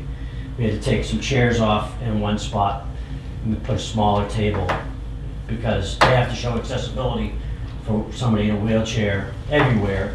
Whereas with ADA, you can have certain areas accepted and you can't have any shelving over 4 foot, right? Or you can't count, if they have, someone in a wheelchair has to have access to a minimum percentage of storage area. So anything over whatever height. I thought you said it was 4 foot for some reason. You What? couldn't have any shelves over like counters. You can have them, you have to, that means if you have that, it increases the amount of storage you have, but you still have to have a percentage of it, which is accessible. So by increasing the amount of storage, you need more at lower level than you do at, so it's impact like that. With the standard ADA, like she said, if you have an accessible unisex bathroom, then you don't necessarily have to have all the other bathrooms. Well, the ABA required that the locker room was fully accessible and the shower and the bathroom are fully accessible. Every bathroom. Every bathroom has to be accessible. The cell room and toilet has to be accessible. ADA requires one on each floor. Wheelchairs? Yeah. Do we have any police officers that are in a wheelchair? No, but you could have staff, other staff, civilian staff. So the cost impact Use that word civilian. I've been through this with you before. We're all civilians. I'm saying, all right, unsworn staff. Thank you very much. if you And you eliminate. could have people come in, victims or, And they need to get into a storage closet. and so, well, no, but they need to use a bathroom. Well, I understand the doors and that, all that, but a lot of this is just ridiculous. But it's the rules.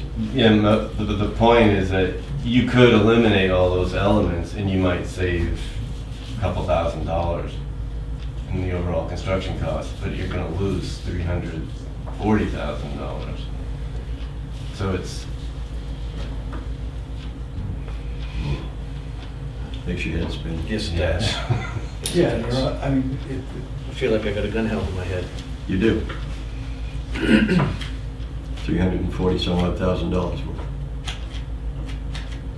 And we've been through this time and again when the grant was applied for and Phil had to go through, Carl had to work it all over again. Right. And- Because I think ADA, you just have to have one accessible on each floor for bathrooms, right? Right.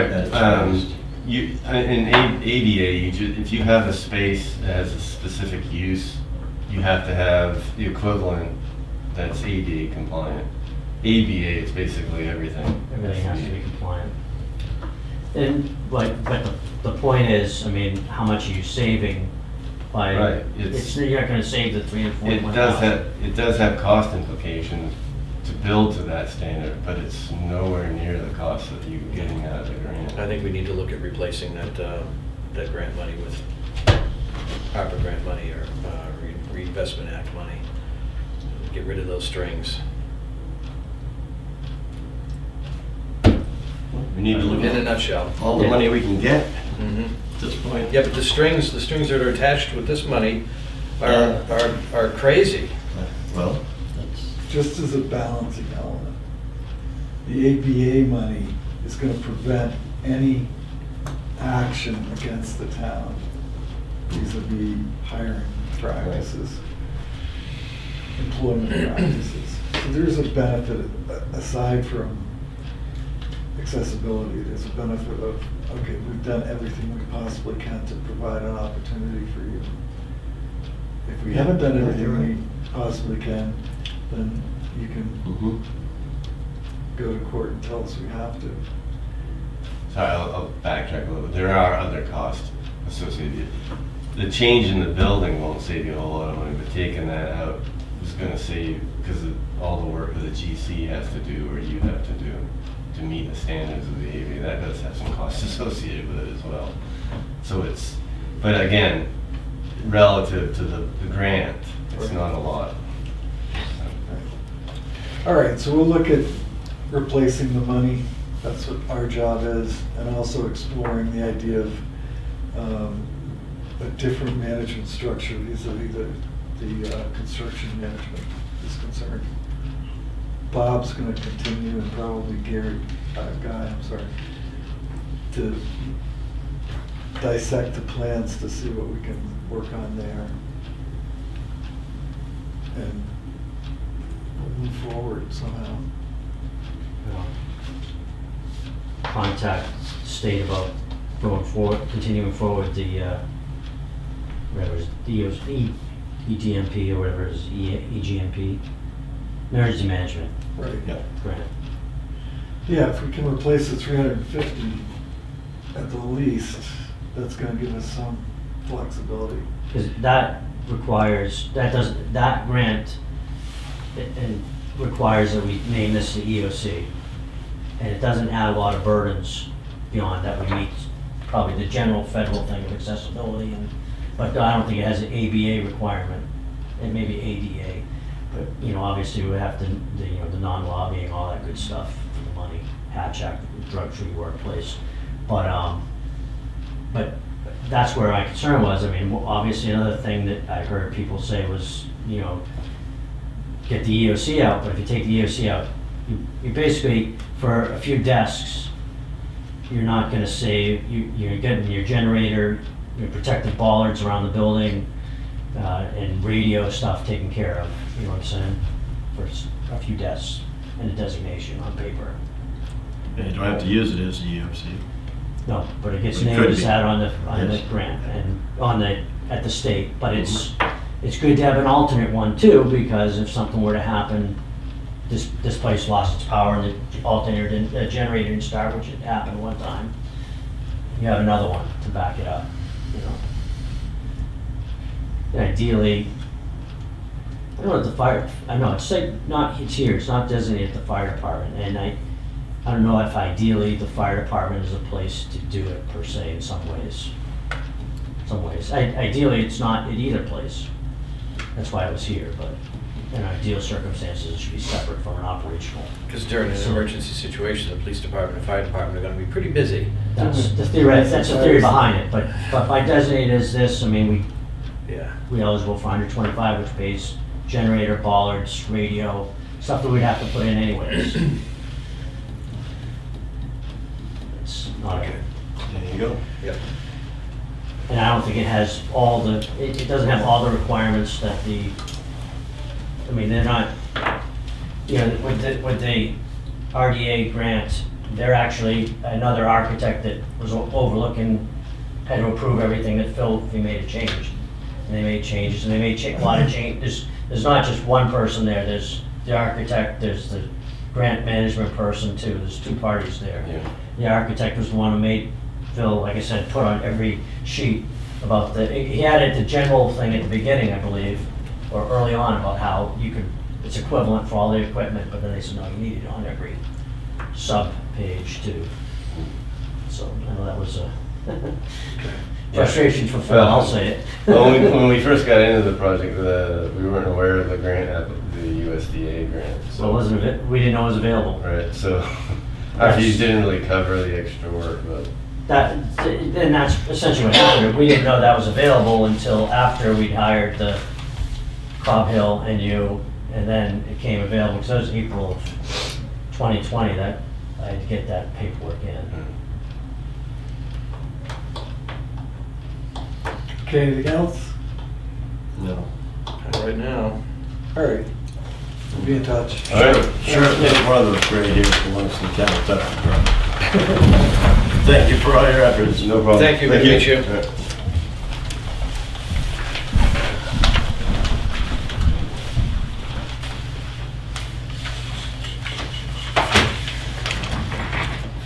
Okay, back to the signature file.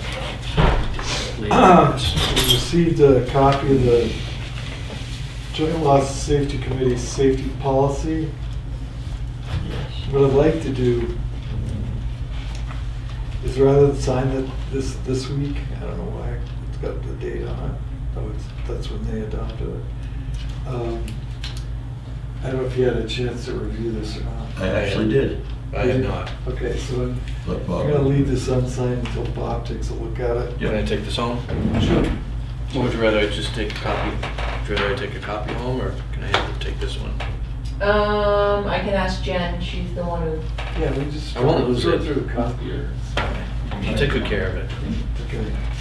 I've got a original warrant for yield tax levy on map and lot 2219 for $110.37. Make a motion, we sign. Second? All in favor? Aye. I was quite afraid of those. A lot of them. This has got two signature sites. Another tax levy for map and lot 3411 for $4,328.83. Motion to approve. Second? All those in favor? Aye.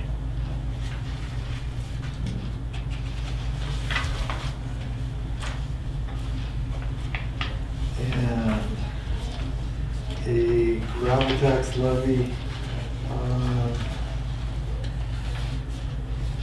map and lot 32212 for $5.60. Once again, reminding us how little tax money Yeah. paid by. I was gonna comment. $5.60. Don't worry, there's one smaller than that. Motion to approve. Second? Yep. All those in favor? Aye.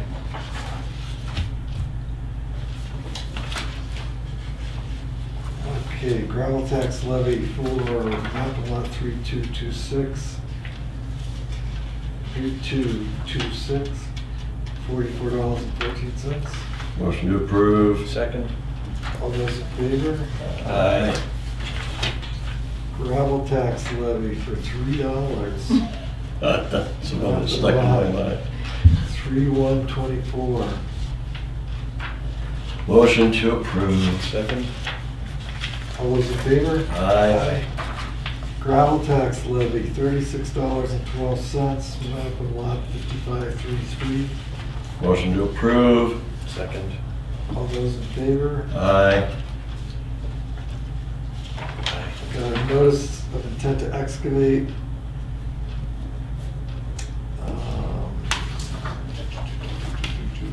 we have a 3/1/24. permit issue date of 8/19/19, number 2196? What is that? It's a notice of intent to excavate. Yeah, so they have an excavation permit that was issued by the town, subject to planning board recognition. Right. Got it. Oh, motion to approve, sorry. Second. All those in favor? Aye. Aye. And an excavation for permit number AO2 1535.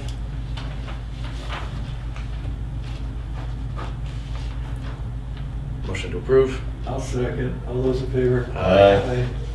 We're supposed to date these? Um, It appears that way. It says so. It was covered up under a red sticker. Yeah, red stickers all over the date. There you go. Today's the 28th.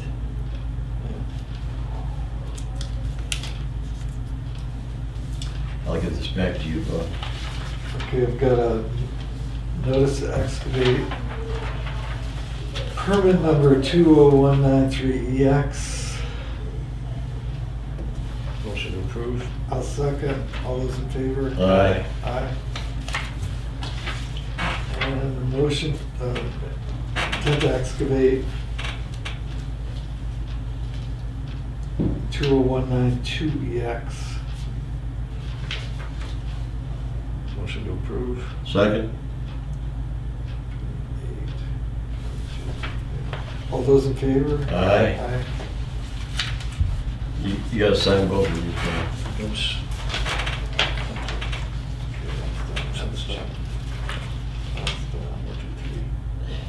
Put it- Lord, what a busy day.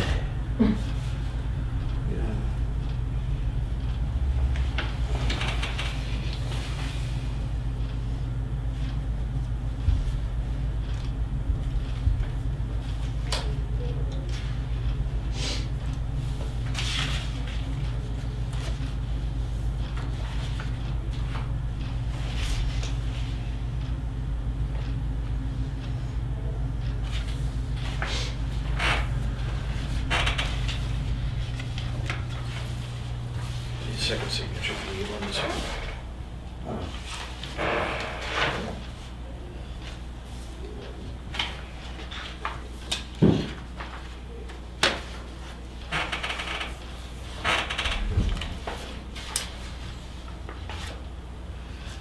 We've got a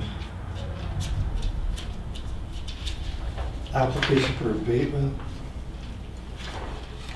for map and lot 1433.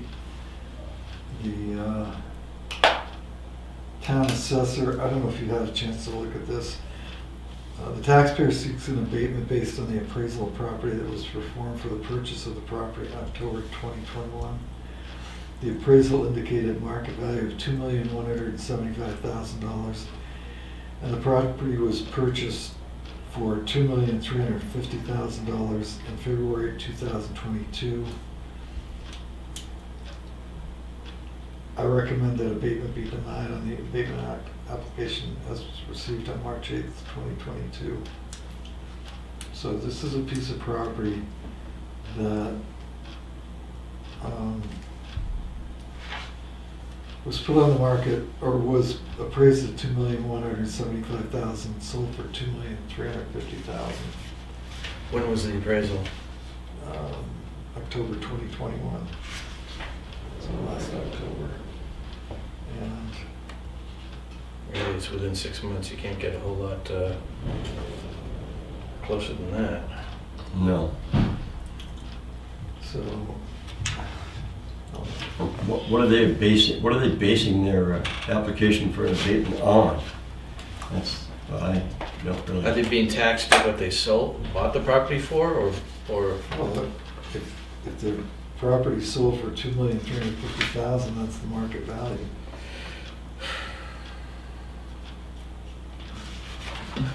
And most likely, it's anywhere between 20 and 27% lower, according to the recent state. Says who, a realtor or an appraiser? Yeah, what's our assessor? We're only dealing with appraisers. Well, our assessor's got a recommendation.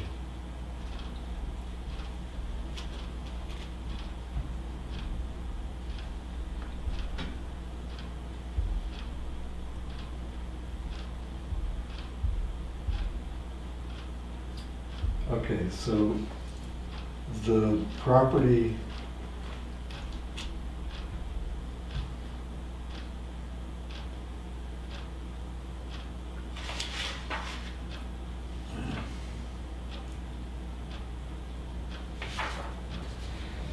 Let's see what the applicant's position is. Yes, that's, The value of the property. Sure.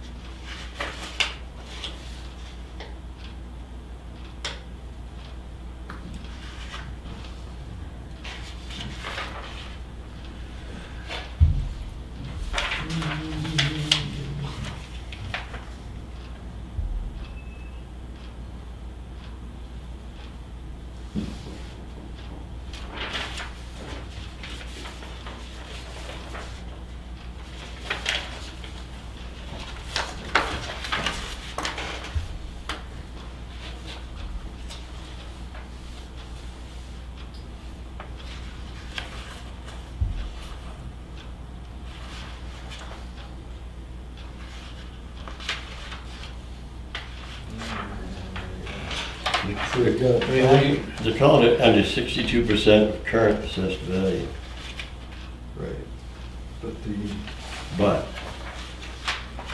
they thought it was worth what they paid for it at the time, or they wouldn't have bought it. So I don't understand why they think it's worth less now and should be abated.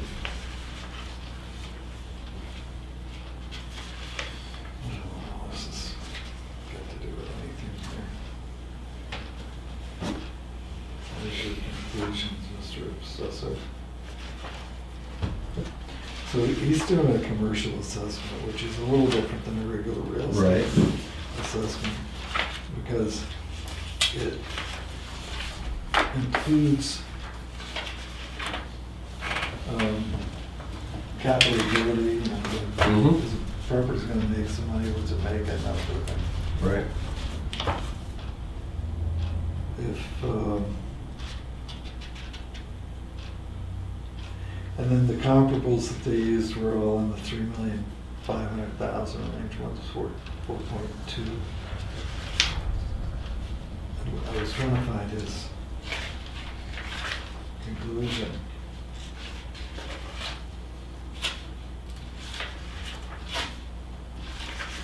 This is the.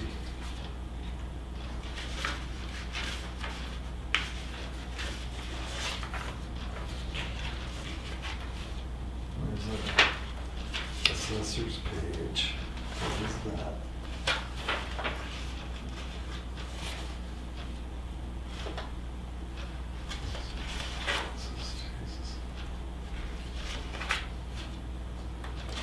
So,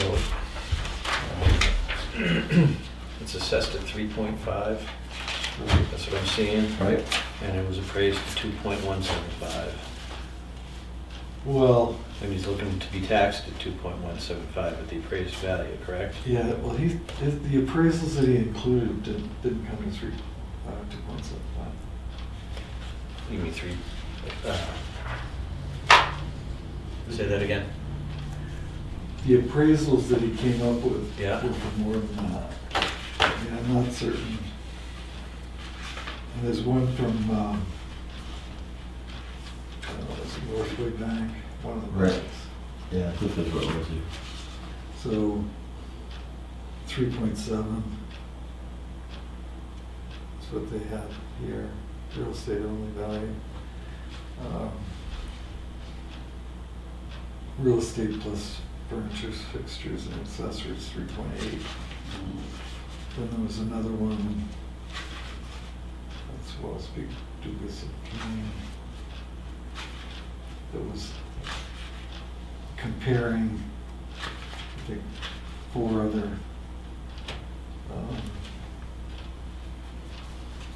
similar operations in the neighborhood. All except for one where we're over 3.8.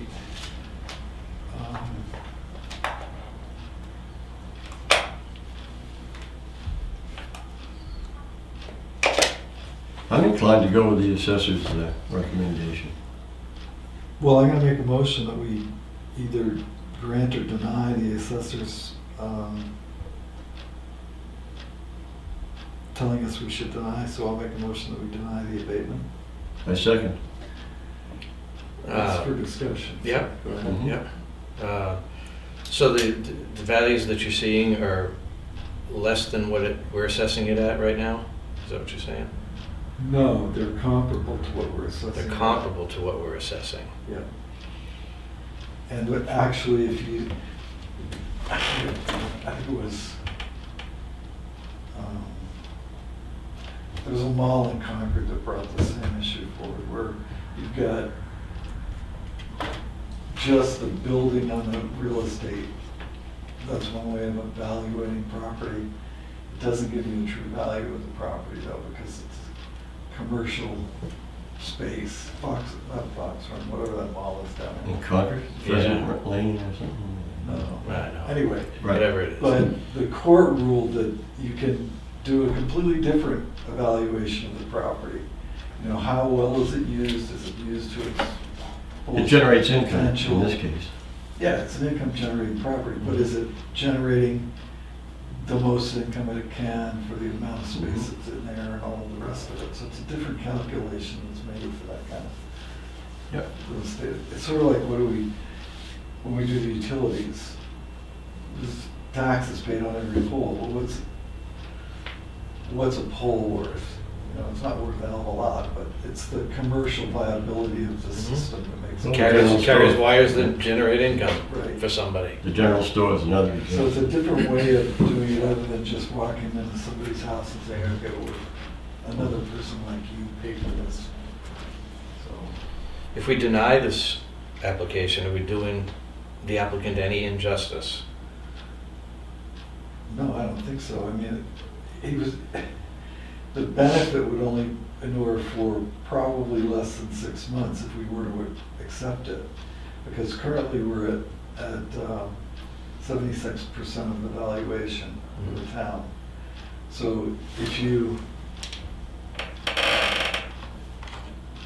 figure his number of 2,175,000.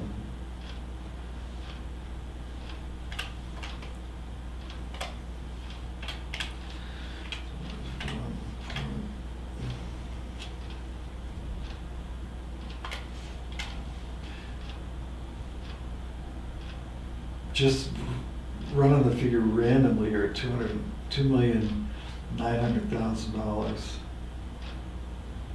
If it's just 23% gain, and usually, or historically, all of the lakefront or ancillary properties have gone up considerably more than the back end properties, because that's where the imbalance is. If we deny this, can he come back with another application with a Yeah. different number? He can come back with the same number if he wants.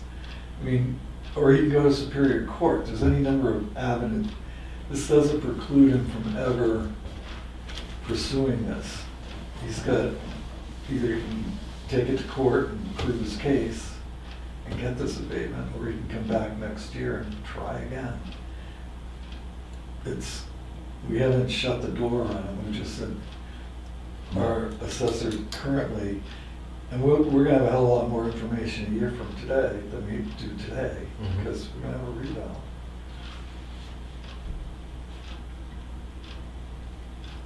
Should I call for the vote? Call for the vote. Okay, all those in favor of denying this application? Aye. Aye. There we go.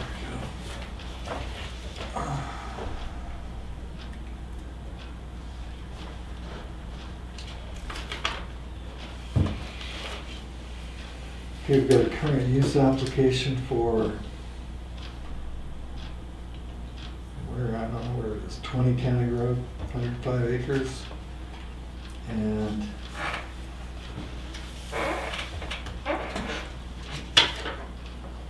this has been, we have a forest management plan, I guess, and the conditions for monitoring this forest management plan. This is property on County Road. Which end is that on? Uh, Melvin or down by, got a map, I think. For that side, I would think it's over the crest of the hill. I don't think it's on the mill. It might be. Power line, County Road, so it's gonna be on the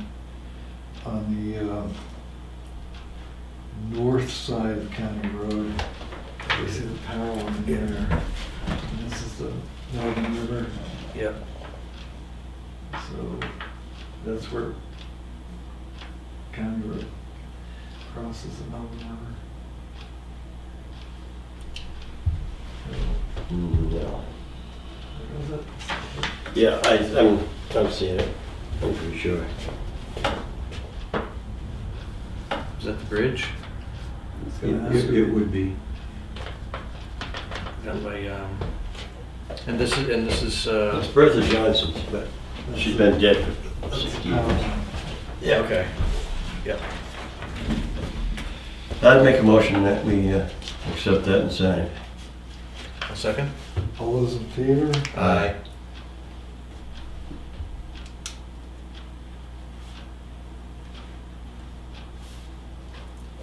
Used to be owned by people named Wapachinsky at one time, but they lived in Canada. It's rented out. I know the property. Used to do the maintenance and upkeep on it with Del Haley.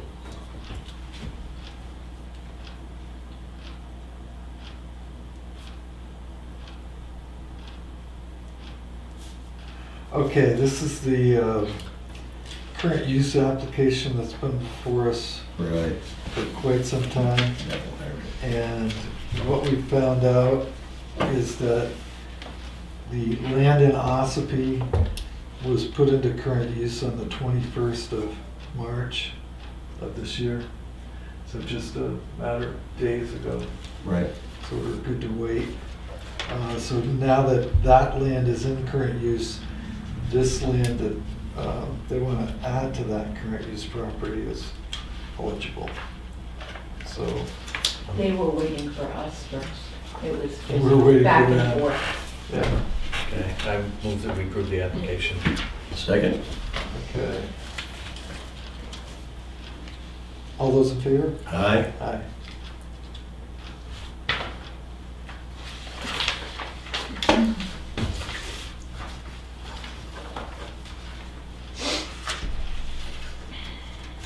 It's just one place to sign.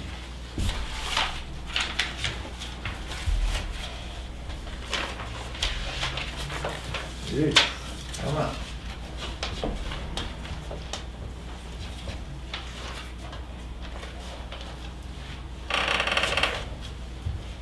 Gosh, we need to move on.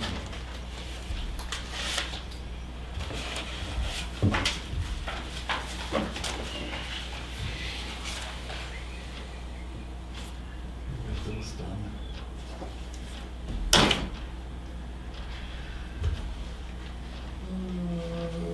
Correspondence. Action. Oh, action, really? Lights, camera.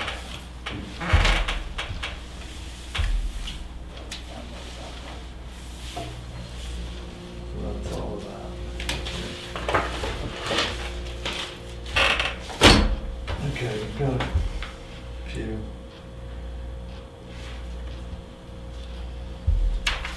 Okay.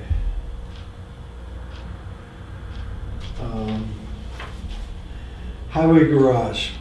On two separate occasions this winter, the town truck fell through the pavement in two different areas. The last area was in the center of the front entrance, just off the side of Sodom Road, leaving a 16-inch by 36-inch hole in the pavement. The time before that was in front of the garage, and the hole was much bigger. What happened? Both times the holes were filled with crushed stone to prevent more damage from happening to pavement and vehicles. The catch basin storm drain needs to be replaced, as well as the culvert that drains the water to daylight. The material under the pavement is subpar and not up to standards, which would be subpar, as well as being subgrade. The material looks more like creamy peanut butter than actual gravel, so we're getting poetic now. The slope of the pavement does not pitch away from the garage, causing multiple problems. The first problem being that the pavement heaves every winter in front of the walk-through doors. The door was cut down multiple times to make it usable when this happens, but as 12-inch rise and a 2-foot distance, that creates a very slippery hazard. The second problem is the cause of the heaving is that it cracks and breaks the cinder blocks that support the walls in between the 3 large garage doors. I've replaced these cinder blocks multiple times. We've been dealing, with these problems for many years, but unfortunately, I think it's time. I think it is time I must address them. It's a safety hazard, only potentially worse, and I'm not looking for a perfect driveway. Okay, so this is just a,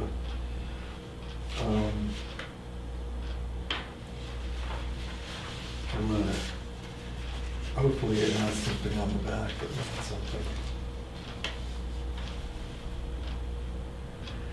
Okay, the estimated totals for this project, which would include, oh, mine has all this other stuff on it.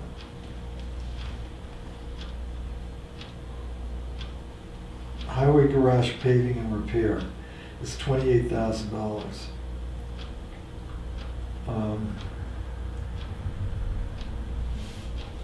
I guess I would ask the road agent to give us a little more fleshed out, description of the work to be done for $28,000. If all he's going to do is repair the pavement for $28,000, then we need to know that. If hopefully it's more extensive than that, because it sounds like he's got some drainage issues. Drainage and some Got gravel all kinds of issues. problems there. Yeah. So let's see if we can't get our road agent to give us more information. So you meet with us regularly? Yeah. Irregularly. Okay. When's he next supposed to meet with us? He's not supposed to be in until the 11th, so he's Yeah, but already, that doesn't need to be done tomorrow. No. Unless the roads are closed.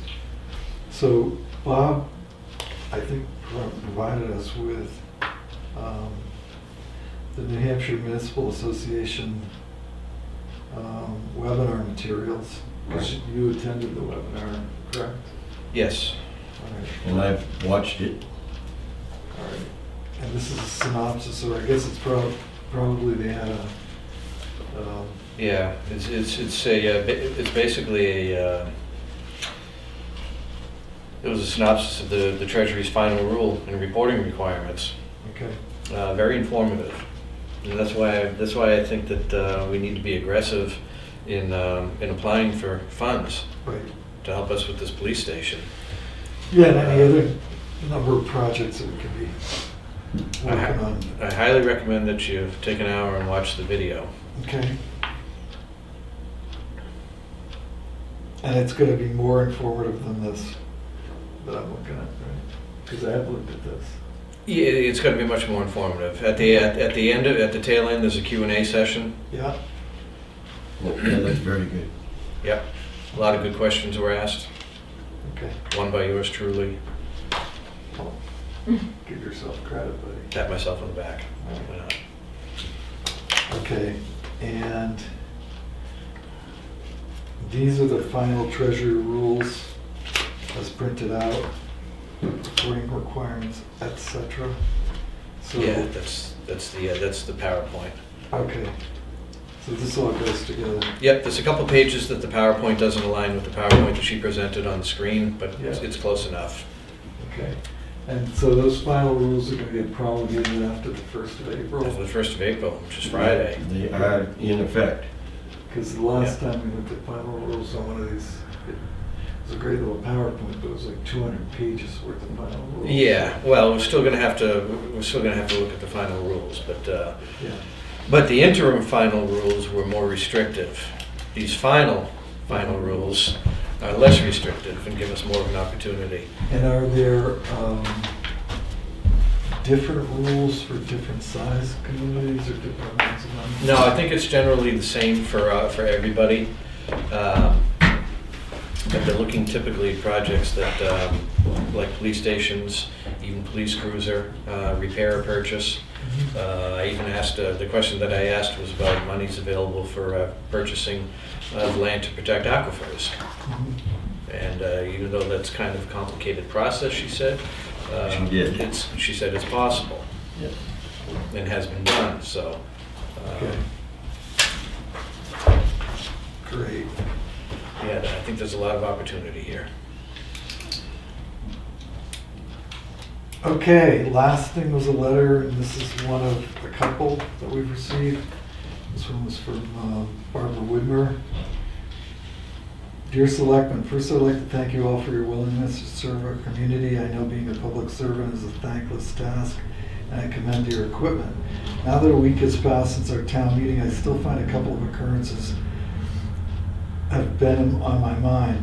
It was just disconcerting to me that although many of the warrants were recommended by the Selectmen 3-0, the actual vote did not reflect that recommendation. Presumably, the article was debated among the board during regular meetings where thoughts and ideas of each member were voiced and considered, and ultimately a consensus was reached. This behavior sends mixed messages to the taxpayer and ultimately serves to undermine the board's credibility. The other disturbing occurrence was the voicing of a board member from the DS as a, quote, private citizen, close quote. This is a totally inappropriate action. Once an oath of office is taken, the board member now speaks as one voice with the board, not as an individual with their own agenda. After all, the members are there for the greater good of all taxpayers, be they owners of lakefront property or owners of a small parcel of land. I've always thought that a job description should be given to any potential candidate, spelling out all that the position entails, from the time commitment involved to the public behavior expected. Perhaps a code of ethics should be part of the process. Thank you. I would like to address that at this time. May I ask a question before you address that? Certainly. Of course, I wasn't part of this, since I'm the freshman selectman. Is it possible that in some circumstances, the Board of Selectmen may agree to bring a presentation to the voters for a vote, but not necessarily agree with it themselves? No. Well, my explanation of that, if I may now, I responded as soon as I got that email, and Mrs. Widmer was amazed that I did that. It's me she's talking about, obviously. I told her that in my mind, when I recommend a warrant article, it has enough merit that it needs to go before the voters. However, when I vote on such a warrant article, I did not believe that my recommendation as a selectman negated my right to vote any way I felt as a taxpayer and registered voter in the town of Tuftonboro. She agreed with that.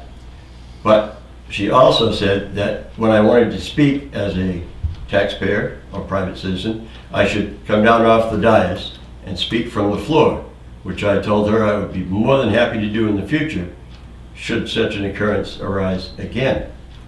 Now,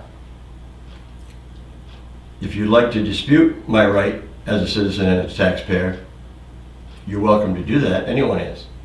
But I don't believe that my position as selectman has anything to do with the way I vote. And had that been a ballot vote, no one would have known how I felt when I voted. So that, she seemed to accept that, and we had a very cordial email back and forth. I mean, I thought the matter was pretty well set to rest, in her mind anyway. If it's not, I'm sure she'll let us know.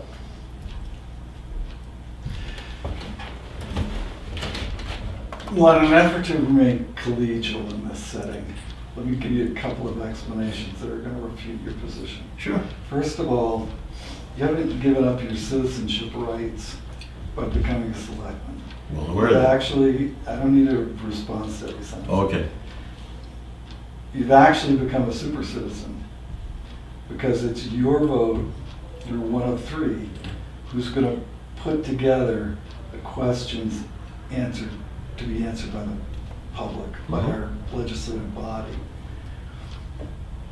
That gives you extraordinary power over what questions are asked. It also gives you the opportunity to say no. So I think what Barbara was saying, and a lot of other folks have felt, is that it makes the Board of Selectmen sort of confusing, because if Guy wanted to vote no, he should have voted no, and the warrant article should have come before the voters as a 3-to-1. That's clear. Now we know that Guy Pike's position, or you could speak to that position then, because somebody would want to know who the one vote was. Mhm. Now you have another extraordinary power of being able to actually speak to that one vote, whereas the general population of our representative democracy here only gets to speak their opinion. So you've got an extraordinary amount of information that you've looked through and you've decided no is the proper vote.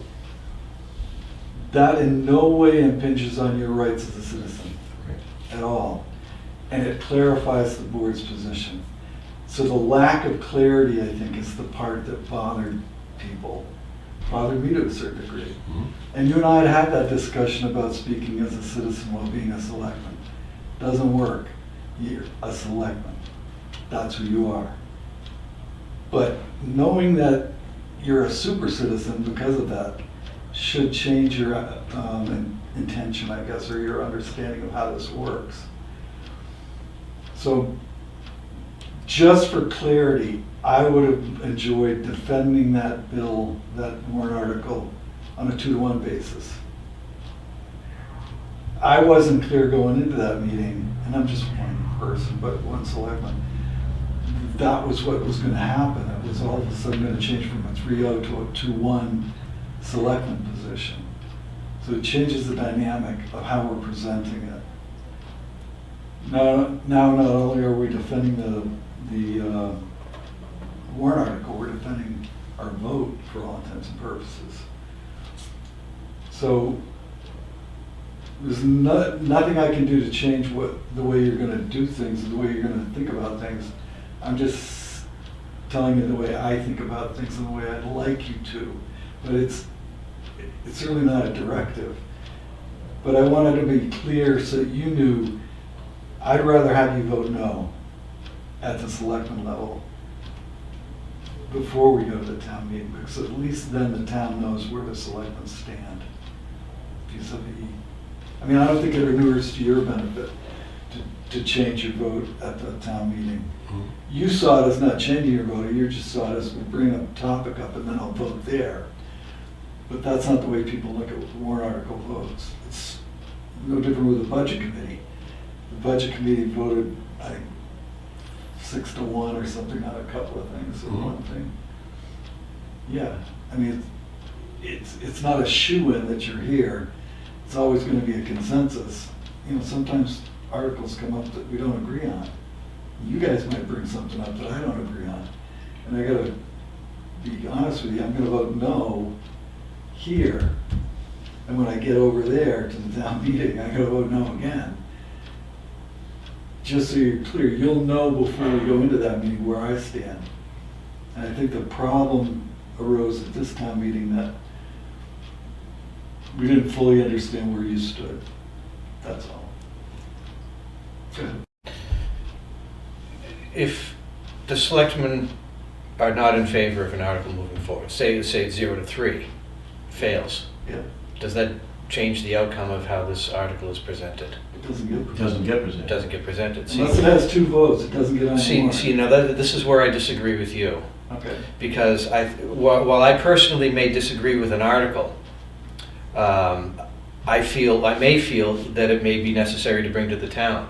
We're one of 3 votes, where we've got the potential to have a couple hundred people come up and vote on an article. Mhm. I think we should have the ability to bring an article forward and let the townspeople make the ultimate decision. And I don't, sometimes, like in something like this, I wouldn't want to be the person that shoots down an article and not let the townspeople have a voice.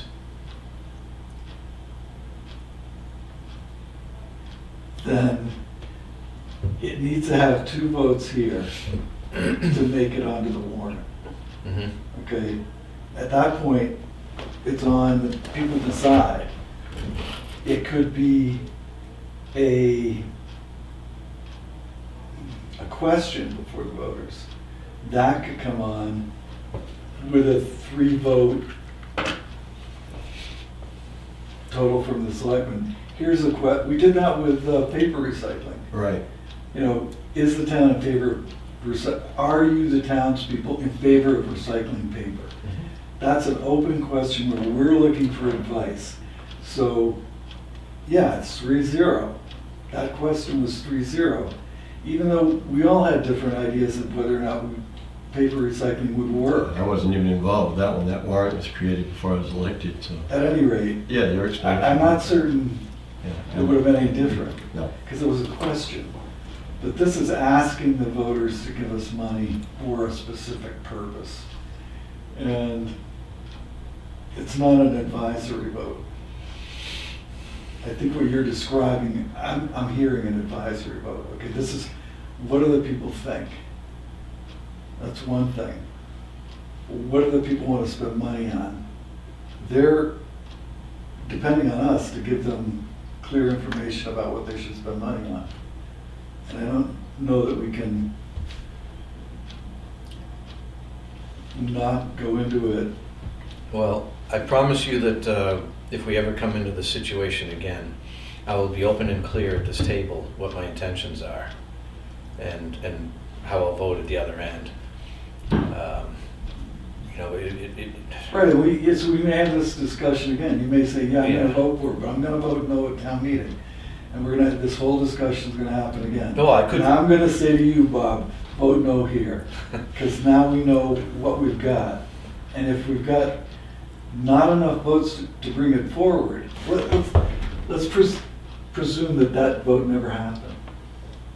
The process went through, and it was you two guys and me sitting here looking at $460,000 or whatever it was.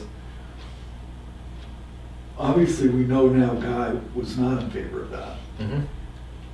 Were you in favor of it? I voted no. Because you voted no. I voted no, but That article would have gone down here, would never have happened. see, now I wouldn't think that would be right. I would have wanted to make sure that that article was presented to the people to make the ultimate decision whether it went down or not. Because we were asking them to give us the money for that purpose. We're asking them to, yeah, but two of the three of us don't want it. Mhm. So, I mean, we're in the executive branch. We have to manage the funds that we're given. So we have to know with clarity what we're gonna do with the money and how we're gonna spend it and all the rest of it. And if you're not confident that we need the money, let's say that's the issue, then you can't really present to the townspeople that this is what we're gonna do with the money. You see what I'm saying? I do see what I you're don't know how you saying. can defend the article and I'm not sure DRA would allow us to bring an article forward with a 2-to-1 vote against, be that as it may. I don't know how you defend the article, or is it just a, kabuki theater where I'm standing up there defending an article that doesn't have a majority opinion behind it? It doesn't. I might not agree with the article, but I might insist that vote to bring it to the people and let them make the ultimate Which was decision. my point exactly, and I did say that as a selectman, my job was to implement the will of the voters. Oh, yeah, no, I know that's, and if they had voted yes. And we'd be going for Then we'd be it, spending full money. speed ahead, just like we're doing with this. They voted yes for this for $1.7 million. I did not vote for it, okay, Yeah. as a private citizen. But my job now is to try to make this thing work. And by God, we're gonna try to make it work, as we've already said. We still have all that money. so- That's right, we gotta do something. But anyway, going forward, I will certainly take your well-advised explanation to heart. I appreciate the way you presented everything. Yeah, I'm looking for, we're a board of 3, but we're actually 1. We speak with one voice, Mhm. and I'd like that voice to be clear, that's all. So, it doesn't have to be one conversation, it could be a dozen, I don't care, but we need to, and maybe it's Sounds wonderful. maybe people Yep. figure out what we're doing. Just fine. All right. Correspondence, we did that, did we not? We did not.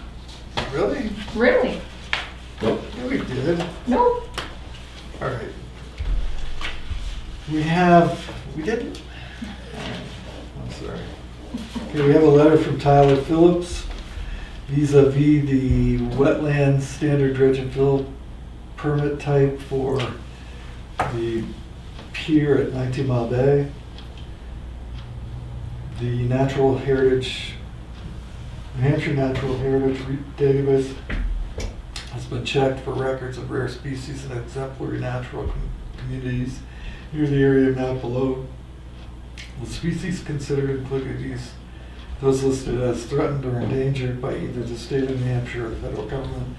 Currently have no recorded occurrences of sensitive species near this project. The negative result, no record in our data space, does not mean that the sensitive species were not present. Our data can only tell you of known occurrences based on information gathered by qualified biologists. Based on the information submitted, no further consultation with the New Hampshire Fish and Game Department pursuant to FIS 104 is required. So Tyler's moving forward on permitting for the pier. It's a very verbose letter to say, yeah, go ahead. That's clear. That's a short one, but you should see some of them.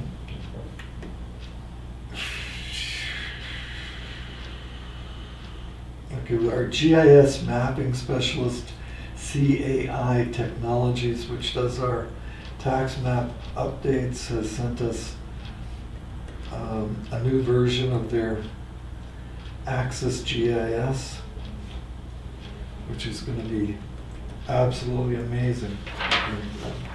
I think the software that we're using already is pretty amazing. It's And if more it- amazing. And if it's going to be even more amazing, fantastic. There will be more amazing. Clue amazing.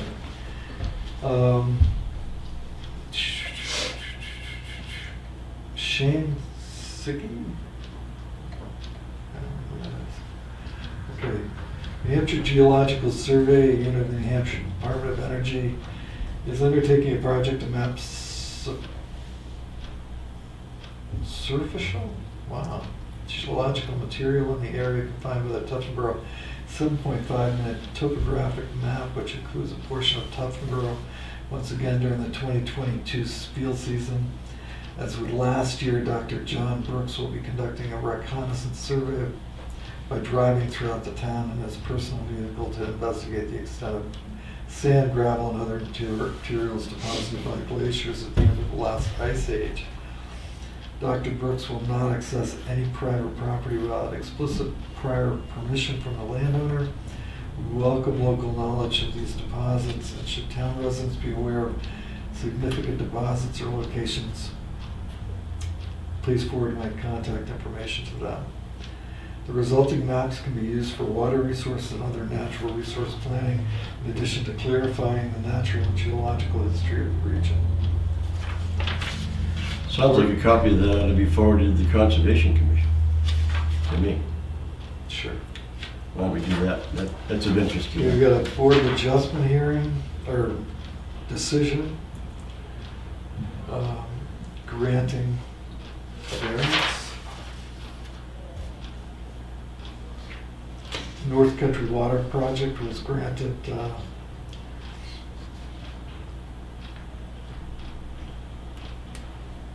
their grant was approved from the Community Development Block Grant, Housing and Public Facilities, for their water project.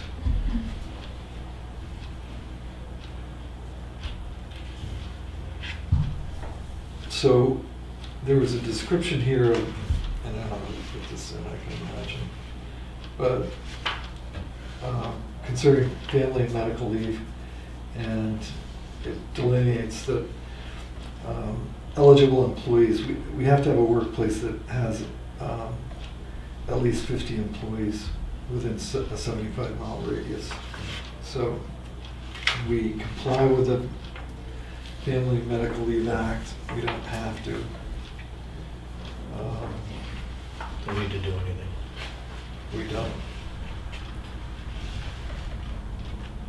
And then I've got a list here of, I don't know why that's in here, but it is. Because you guys asked for it. Did we? Who had completed the training for the computer, Lakes Region Oh, computer, okay. and who hasn't, and he has Okay. them on the who hasn't list. Okay. So this is the computer security training, right? Well, it's a cyber, yeah. And there's those are 3 different pages. Okay, So different people have completed different ones. right. So we've got a list of the people who have not been trained on our computer security. Tammy Wakefield being one of them. Top of the list, I think. Yeah, she is. I wasn't aware that we had anyone named Wakefield. Guy Pike, isn't her last name Wakefield? Yes. She signed his checks Lapierre. Legally, it's not changed yet. I haven't been through Are that. you, I don't want to get into that. I don't either. Okay, major players here who haven't been, I'm not going to count Yeah. Selectman Pike, who's not a major player in the computer business, but Jackie Rollins, Jennifer Coulter, Priscilla Keating, Roberta French, Thomas Lafevre. Is that Wakefield lady? I don't know, you probably know better than I whether Dennis Salimbo has a lot of computer time here. I don't believe he's done such a thing, but You just walked by. our representative here could check into that for us. He's in the building, we could ask him. Yeah, I mean, Jack's done it, we got, Priscilla has done some, Roberta has done some, so let's keep after those folks. That's right. Is this something that the selectmen need to do? No, we just have to direct other people to get stuff done, so if we can have Candy send out an inter-office memo just referencing the courses that people need to take, that would be helpful. Mm-hmm. Okay, Selectmen's update.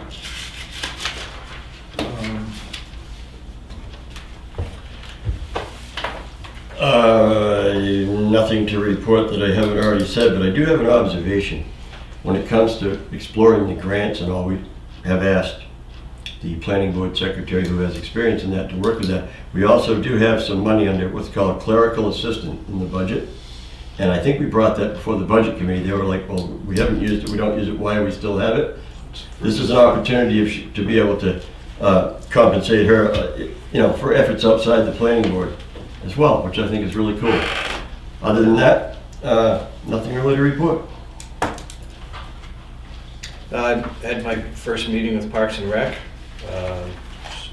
organizational meeting for me. The biggest thing is they're looking for volunteers for the Easter egg hunt, so if anybody wants to volunteer, get in contact with Dennis, who's director of our Parks and Rec. We discussed, I don't remember whether it was Parks and Rec or Planning Board, public notices.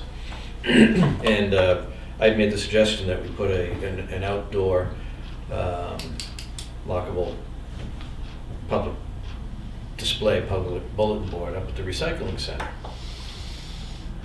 A lot of people go there. A lot more people go to the recycling center than they come here. But then when I was up there Saturday, I took a look at the outside walls and they're all cordoned off with yellow paint for ice fall area. So I'm thinking maybe the outside of the building is probably not a good place to put a bulletin board. But there is one as soon as you go in on the inside. Been there forever. It's got a bunch of dust on it. Right. Other coated papers. I think we should start putting public notices up at the recycling center. And I think they are put up occasionally on the inside. I'm not certain the inside is the best place for it. I think. The outside would be better, but I don't want to put it under a. Right, maybe we should talk to Chris when he comes in. Because the other place, obviously, which would work, is near the swap shop. Because people go there. Some. It has, well, I'm Well, gonna not all say. winter, but. Right. I'm gonna say probably as many people go there as recycle cardboard. you know, it's Right. just the way. Well, this anyways, world works. the point being, I think we should utilize the bulletin board that is currently at the recycling center, and probably put up one of these, something white that says public notices. And one of us put the public notice up. I don't think we should ask the Chris or his crew to maintain that board. It might be a little tricky since I don't go there maybe but once a month. I would have a hard time being, up to date and getting it out in time. We Yeah. have public notification currently on any number of levels. I know, we meet the qualifications. No, but I'm saying those notifications happen somehow, and Yeah. I don't do them, and Guy doesn't do them. Somebody's doing them, so I think maybe we'll just ask around, see how do public notifications work? And Jackie puts up public notices on taxes. Or just ask the chairman of whatever department wants to put up a public notice to make sure that they put one up at the recycling center. Yeah. Simple as If that. we've got one from the selectmen, then we can flip a coin. We'll figure it out. If we have a three-sided coin. And it was at the planning board meeting that I talked about that. Posting the transportation, purchase a weatherproof board, that was about it. Have another meeting Thursday. With the planning board. We talked about the broadband planning committee, ARPA funding. I noticed something came through about the CDBG gap fund notice. I don't know if there's anything that we need to do about that. No. I'm trying to think of the league that. Oh, yeah, you would. No, I can't remember her name either. Oh. It's not Diane, something like There's a grant administrator that handles it. Right. Okay. And she gets paid.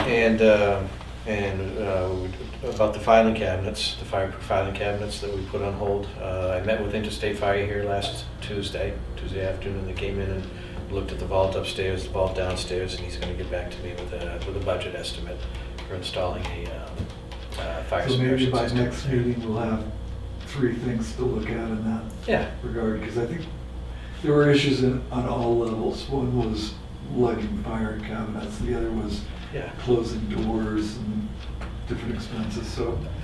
I've been given permission by the county to donate 5 fireproof file cabinets to Tuftonboro. We just have to figure out how to get them here. Right. And if we do get them here, if we even really need them, and Right. that's up to the people that work in this Figure out building to our figure out need. whether we need them or not. Yeah, So if we do need them and we want them, we have 5 available. right. And if we do have to get them down here, maybe we could ask the road, or pay the road agent to have his crew deliver them. Or we can hire a mover. I mean, it's not that much. Well, And I don't know that we No. can, those are private employees, so I'm not certain we can just impose our will on them. I said They were- ask. We can ask, absolutely. Yes. We can only impose our will on our employees. But I'd rather pay those gentlemen than an outside mover, if they want. It's my humble opinion. So yeah, hopefully I'll have a price by the next time we meet, Okay, yeah, we can have an informed discussion and see about where we go from there. that. All right, as I explained, I did talk with the co-op about broadband. I do have a map, I don't know how I could transfer it to you, but there's a map available, I'll see if I can't get it to you, of the unserved and underserved portions of Tuftonboro vis-a-vis cable. That's amazing. I mean, I'm seeing parts of Melvin Village for crying out loud, have no cable at all. And it's not like everybody is not living out in the middle of the Ospey Mountains doesn't get it. Yeah. Although the Sentinel and Vera Vista don't have it. There's obviously the islands that don't have any cabling. And there are spots around town that, for whatever reason, due to the cable contract we currently have, those people don't have that Number 9 access. Road, Burley Road. I did have a chance to read the bylaws of the co-op's new division for broadband, and it does require everybody, all permanent residents of the town, to have a plug-in. They just finished Sandwich. I talked to, and I forget his name, I don't know why I'm forgetting today, but one of the broadband committee members up from Sandwich called me, and he's going to be writing an article for the Tuftonboro Times describing the process, I believe, and describing what we did today. It wasn't Bert Weiss, was it? I'm sorry? Bert Weiss? No, it wasn't Bert. I forget what town he's from. At any rate, Anyway. he said they're going to turn that on in Sandwich, and that's for everybody in town, sometime around the 1st of April. They have a fee structure set up, and I don't know that much about computers, or cabling, but it's 100 megabytes per second for $50. That's the price point that they're doing. I think that's competitive or better than the current rate for the internet cabling that we currently have from Spectrum. It is. So, and it's, the reminder has to be that they're not in the business of making a profit, they're in the business of serving their members, all of whom live out here in the community. So their fee structure is based upon costs. What's it cost to do, what's it cost to maintain? And I did mention that we're working on whatever federal grant money is available for broadband, and would be probably be a participant with them in implementation in Tuftonboro. They're currently doing all of, or most of Grafton County as well. So we just have to get in line. But the difference in Tuftonboro from other communities is we're, I think, over 90% co-op served for electricity, so we're a good community to have. We also have our cable contract coming up next year, so I have to look at that. Would this have to go before the voters to change? No? No. They could stay with Spectrum if they wanted to. Oh, the Spectrums, we can't throw them out. We can't get rid of them. So if you want to pay a cable bill to Spectrum, that's fine. But if you want to change your usage to being internet-based, then you use your broadband. So you have an alternative to. Right, but if we're gonna spend any town funds to help implement this, or Right. grants that we get, do we have to run that by the voters? I don't know that we do, actually. I don't either, that's why I'm asking. I think we need to have a partner in them in order to qualify for the grant. Okay. In other words, we can't, and it's not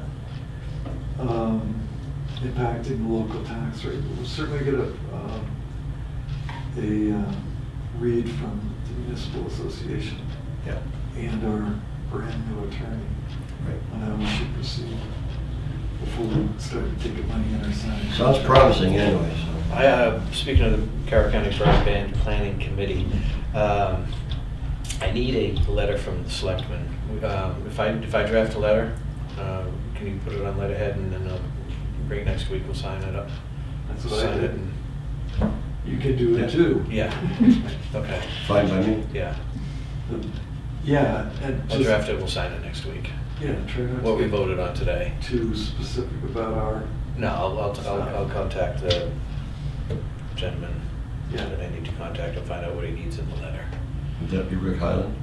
Yes, thank you. I know him well. He's a notable gunsmith, of all things. Very good. And he's interested in broadband. Yes, he is. well, I think it's important. I mean, you look at the results of the pandemic of kids being out of school. Oh.